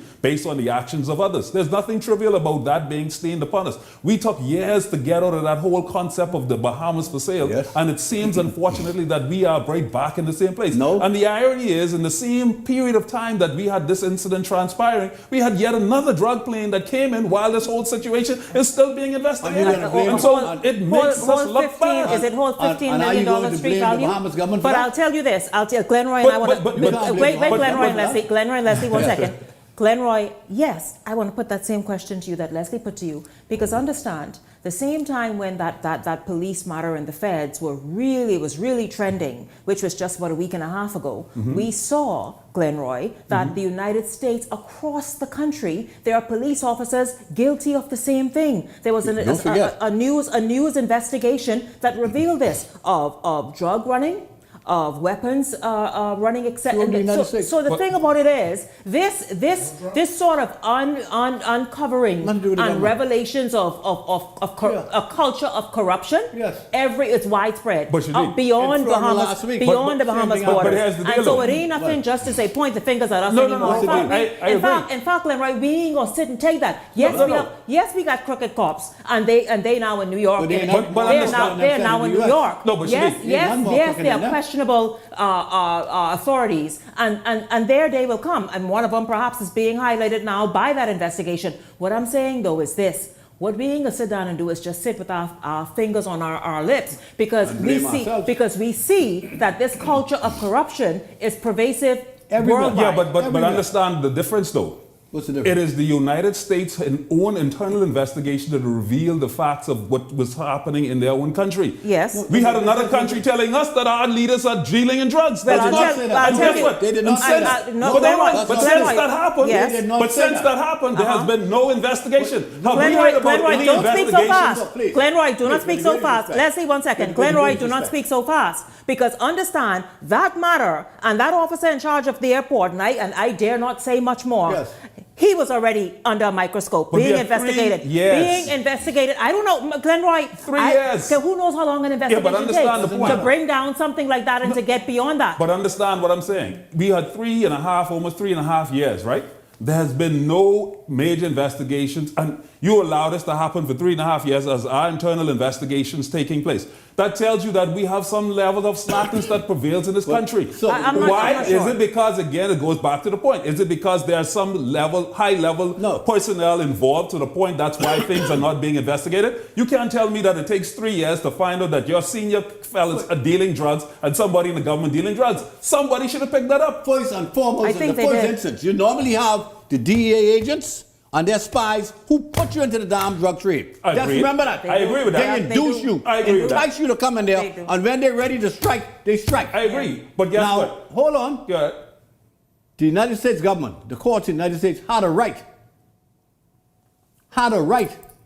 to every Bahamian to know who this public party is, who this person is. They didn't say it. What the hell you want the Prime Minister to do? What do you want Mr. Mitchell to do? Demand that they give us a name? That's the games that they play. Don't forget, years ago, Nigel Bowe, in his home out west, the DEA agents went and break his door down and put him on a damn plane. In our country, free country, democratic country, a sovereign state, was marched out of his own bedroom and taken to the airport and went on a plane. That's how bold those guys are. I agree. But is it okay, because, now who the hell they supposed to be? But is it now because the reason why they haven't called the name is because the investigation still continues? I guess so, right? One would think so. Is it meaning now that all the phones now are being tapped because the phones is all listen, hold on. Those phones were when I first went to Parliament 87, the first thing Lyndon told us, maybe what he declared to all y'all fellas, you rookies, don't use your phone.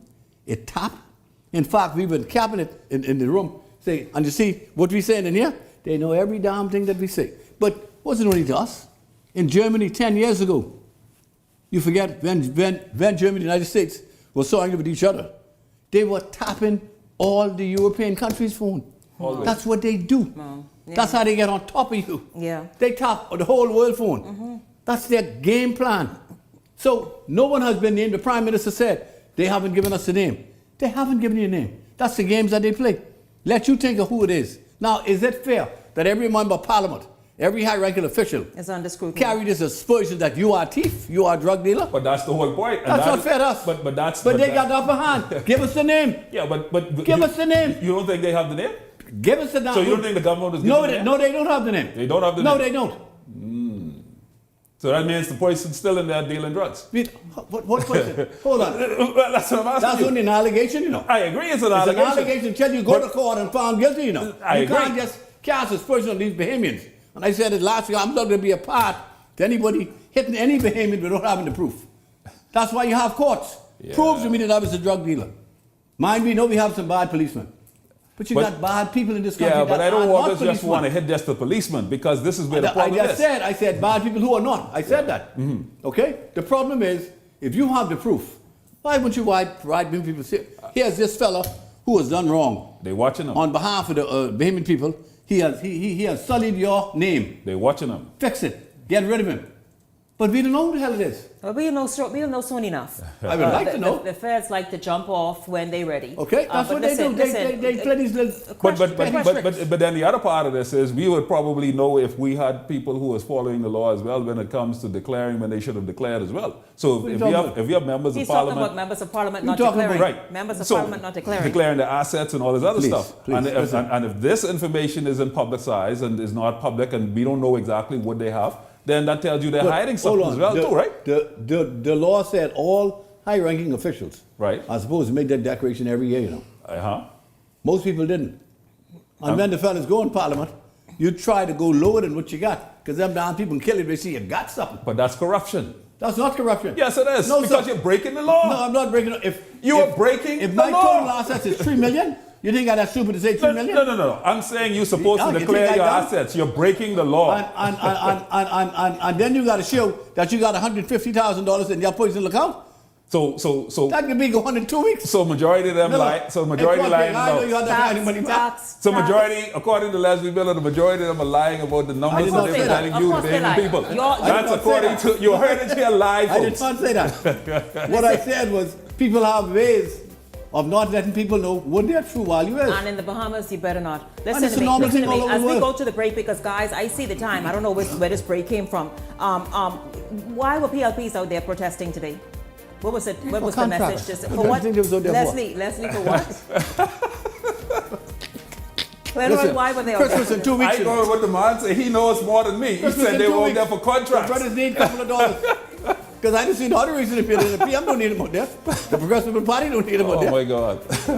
Listen, I tell you, I hope you all are enjoying, because I was wondering what they was doing out there. I said, what business was going on? Something happened. Something jump off I know about. How did they go in John Bull broke? You can't go in John Bull broke because you walk up with your hands swinging.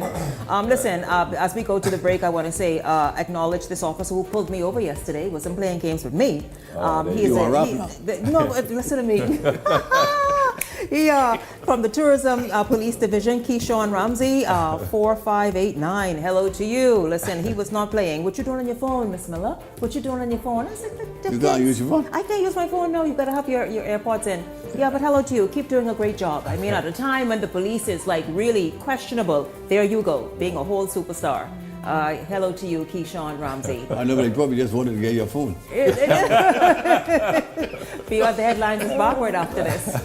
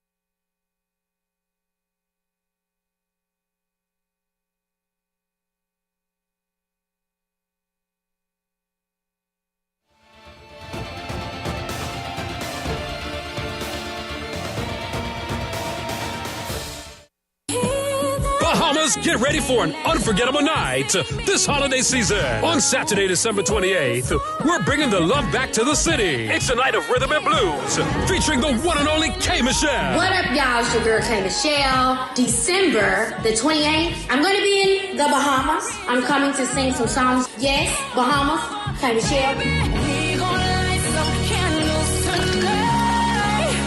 Very special. Life Jennings. Yo, what's up? Nassau, Bahamas. Life Jennings is performing December 28th. And Jay Holiday. Yo, what's good, man? It's me, your boy Jay Holiday. I'm going to be performing live on Saturday, December 28th. At the Nassau Cruise Port. Early bird tickets are now available online. Powered by 103.5 The Beat. Nightlife Entertainment. Alpha Sound Promotions. Free Bands Entertainment. 242 Party and Playhouse. See y'all. Bahamas, December 28th. Edenwell has expanded their testing menu. We now offer blood work, drug screening, and so much more. Our hours of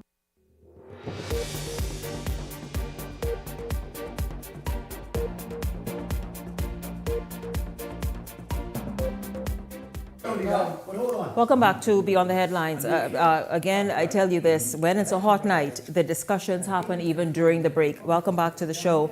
Listen, we're gonna pick up the discussion on this end. If you guys can just go there with me on the third segment. There's no secret of the factions within the Free National Movement. One of my guests in this segment has made it clear that he no longer supports the FNM, and the other says she does, but is calling for a unified FNM, one that is inclusive to all. Well, we're going to get to and speak with both of them to find out exactly what their statements mean. Welcome to Beyond the Headlines, Richard Johnson and Erica Morris. I want to say that I have extended an invitation before we start our discussion to a member of Michael Pintard's team to be at the ready to respond to anything they might want to from this interview, and that invitation stands. Now, Erica and Richard, again, good evening to both of you. Erica, was you that reached out to the show wanting to bring to the nation's attention what you feel is a party where there is no unity, in fact, great divisions and deep factions. Do you care to speak to exactly what's happening? I know you spoke about it. In fact, I think that is why you reached out, because after you sent a voice note, and then many people reached out to you, and so you decided to say, hey, Shanique, you know, give me an opportunity as a member of the Women's Association of the organization. Okay, well, first of all, thank you for having me today, Shanique. I'm not a member of the Women's Association. And I did a voice note. Another FNM and I, we were having a discussion. And the same thing that Glenroy spoke about the mace being thrown out and, you know, people's voices need to be heard. I am 110% for that. But the House is governed by rules. I don't care what happened before that, what happened during that time. The House is governed by rules. And I can say, and let me be the first one to say, when the speaker first started, I was one of those that says, oh my God, this woman is horrible. I'm just gonna be honest. I felt that she was a little rough around the edges and she needed to be polished, okay? I'm home all day, I watch Parliament, and I've seen her growth. She's gotten polished, and I think a lot of the times she is bullied because she's a woman. So what are you saying? Hold on, wait. That's how I feel. And I'm not disagreeing. I'm asking you a follow-up question of what you just said. Okay. So you are saying that you feel she's bullied by whom? Members of the FNM? Let's be real. There's only one person in the FNM that we always see her go back and forth with, and that's normally Michael Pintard, okay? And I've seen her, we're gonna talk about the incident that happened last week, and that's what made the voice note go viral, okay? When they went into the House and the Prime Minister told them about the fact that the COP had resigned, that was one of the three things that the FNM wanted, okay? So the Prime Minister said that. The Member of Parliament for Freetown got up, and you saw Michael Pintard in the corner. And she was saying to him, give me a chance. I'll get to you. Let the members speak first. She pulls out her book, and I could hear him saying, but it's at your discretion. What does the word discretion mean? Okay, what does that mean? That doesn't mean, yes, you can go and do it. That means if I decide, this is my house. If I decide to let you speak, you can speak. But she says, we're going in order. When I get there, just give me a chance. But he wanted, that all he wanted was an assurance. Fine.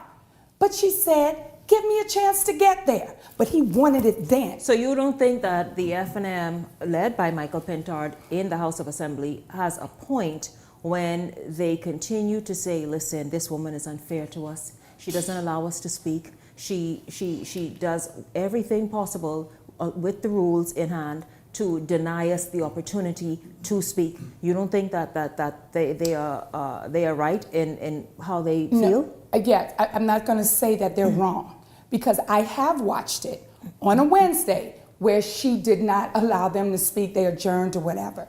But the last 2 times, she was in her rights. She did nothing wrong. She laid everything out. She gave them the rules and regulations. And my thing is, how is it that you can talk about, oh, she's muzzling us, but you muzzle people in the F&M? Hold up, Erica. What you mean? Who muzzles people in the F&M? The leadership. The leadership of this current F&M? Of this current F&M. How? Have muzzled people in the F&M. How? Okay, we have... When you, and God rest her soul, I was just getting a little emotional, you have Pamela Miller, who was a member of, I think she has gone through every area they've ever had in the executive position where she's able to vote and have a say. When you can tell a woman who just wants to be heard and who wants the Constitution to be abided by, when you can tell that woman, oh, you just suck up the air. Oh, whenever you come into Parliament is always, not Parliament, whenever you come into a council is always an issue. We don't want to hear from you. We're getting put out of council because you're speaking up. That's muzzling. And I would give you this story. I was running for a position, the lowest position in the Women's Association. Never in the history of the F&M has the one party, one leader received the Women's Association. What else did he have? Some executives, all of that. But we're going to speak about the Women's Association. And there were some things that went wrong, and we protested. We did it within the time they asked us to do it. And we took them to court because we felt as if they were not being fair to us. And we were ridiculed, your F&Ms, why are you fighting? But taking them to court was our mace. We just wanted to be heard. That was our mace.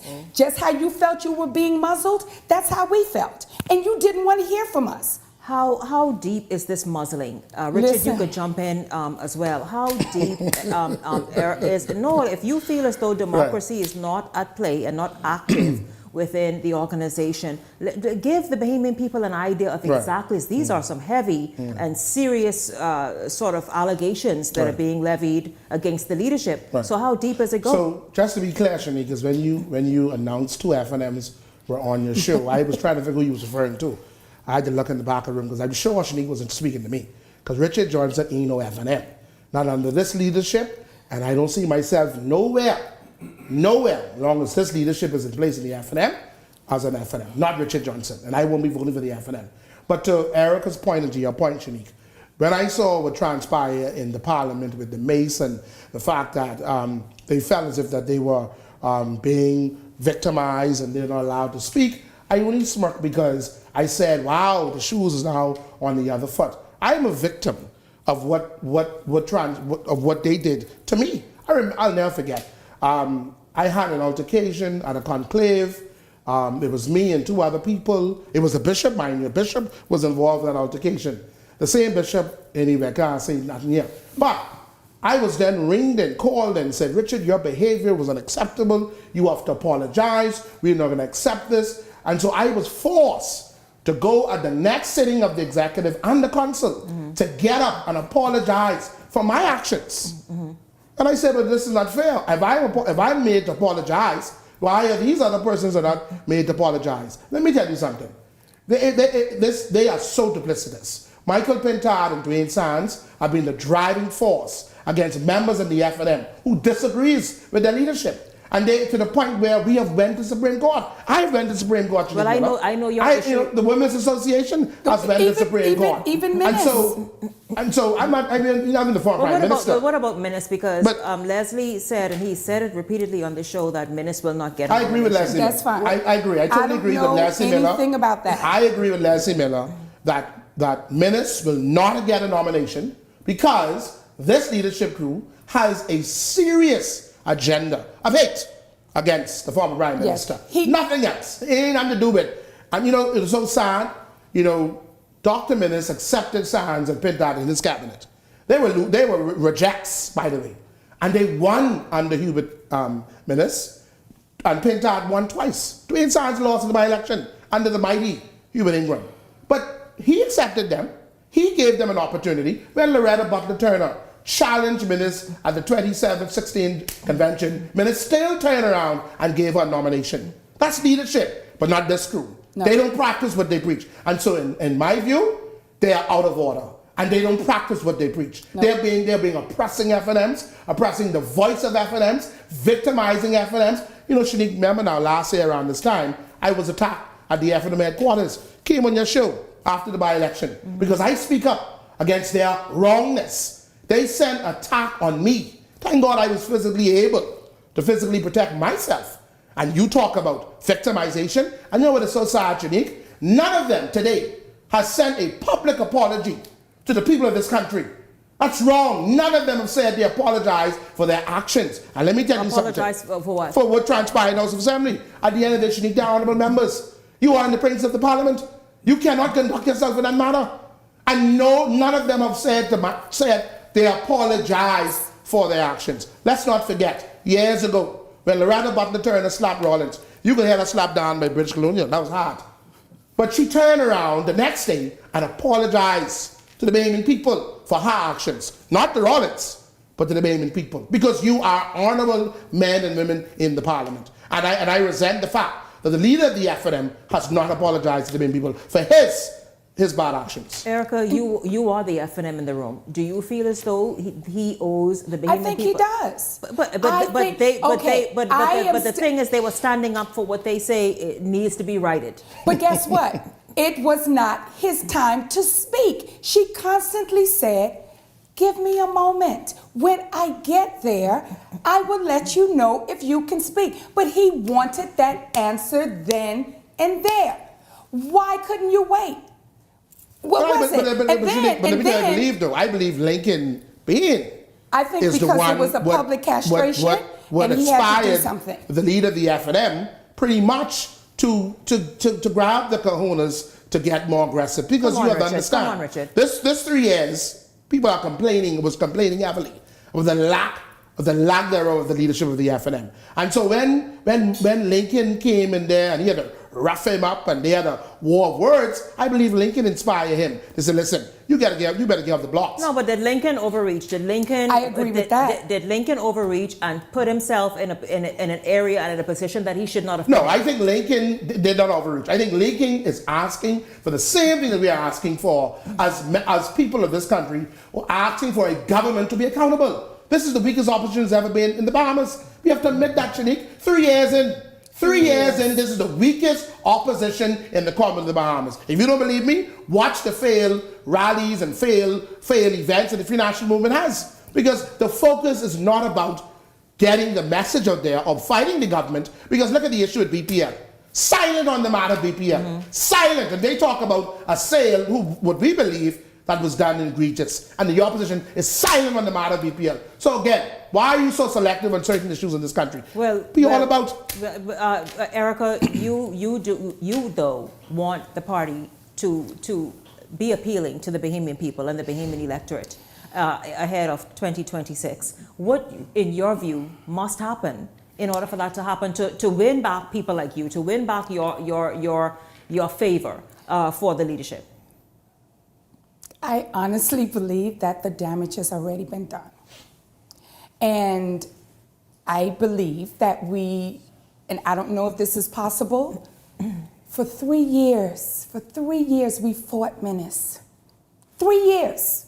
And they fought everybody that supported Menace. Menace was muzzled. Menace couldn't speak on behalf of the FNMs. Menace couldn't speak on COVID, the very thing that they blamed him for. Okay, is Menace even a shadow minister of health? Who's the shadow minister of health? Okay, and then you have people who says we don't need your kind. People like you, we don't need. Okay, 5%ers, insurgents. Listen. I'm going to use this. Remember a couple of years ago when Shannon Dawn, when he was at Beaches and Parks, and there was a young lady who had an issue with a contract. We are Bahamians. We should know what customer service is. You do not throw away your good customers. You don't throw them away. What do? You go and you try to make it right. That's what maybe the leader needs to take some pointers from Shannon Dawn to see how he can do that. What did he do? Shannon Dawn went to that lady and says, how can I make it right? And he made it right. But when you know that you have done something egregious to me, and I'm telling you, I'm unhappy, and you do nothing about it. So you've made this we exactly all have. You've made this known to leadership. That after convention, we had FNMs telling us to carry our behinds out of their parties. And because we don't support who they support, and see, I think I'm a fair person. A lot of people say, no, you're just being negative, but how is telling the truth being negative? You may call me be negative, you could call me a 5%er, but you won't call me a liar. They will not call me a liar. So my thing is, if 3 years and you can't unite the party, 3 years? And 3 years, 1 year basically out. How deep are the factions? Or how splintered is the organization? Very. It's to the point, I literally lost a friend because I didn't support Pentard. Yes. You think the problem is you? No. Since you lost a friend? No, it's not. Because, like I said, they will not Don't be influenced. No. I'm a one-man band. They will not call me a liar. Because I pointed out, and I would get people who call, what are you trying to do? People were saying, I was like, what? Am I supposed to be like the uncle who molests his daughters, and I know about it and don't say anything about it because he's family? I don't do that. How do we fix the problem if we're not going to address it? We have to address it. But I don't know. Richard? I don't know if she wants to say it live on TV, but I'll say it. You know, the leader of the FNM is very much arrogant. He is self-centered, he's rude, he's dismissive. And the problem is he has an air about himself. Until he comes from down that cloud, that deep cloud, that high cloud he's on, and come down to reality, because guess what? You need everybody to win. You need PLPs to win, you need independents to win, you need everybody to win an election. And I believe the leader of the FNM and the leadership of the FNM is not mature enough to do that, to bring the boys in the room and say, listen, we got to have an honest and frank discussion to win this next election. So they're going to be very much unsuccessful. Well, this is just getting started, y'all. And this December, I didn't factor this in here, but it's just getting started. And what I mean by that is, come 2025, it's really going to be sort of election season as we move towards 2026. So therefore, I imagine more of these kinds of discussions will be taking place. Richard Johnson, Erica Morris, thank you both very much. Of course, at the top of tonight's show, Leslie Miller and Glenroy Pratt, thank you both very much as well. And I want to thank all of you for tuning in. Who do y'all thought? Oh my God. I need some water. I thank you all for tuning in this evening. Certainly enjoyed having you along, and we look forward to seeing you right back here tomorrow evening. For the entire Beyond the Headlines team, I'm Shanique Miller. Make it a great evening, everyone.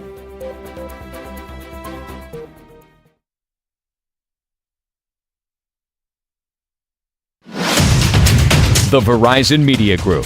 home of ILTV, Paramount Systems Limited, Eyewitness News, and Beyond the Headlines.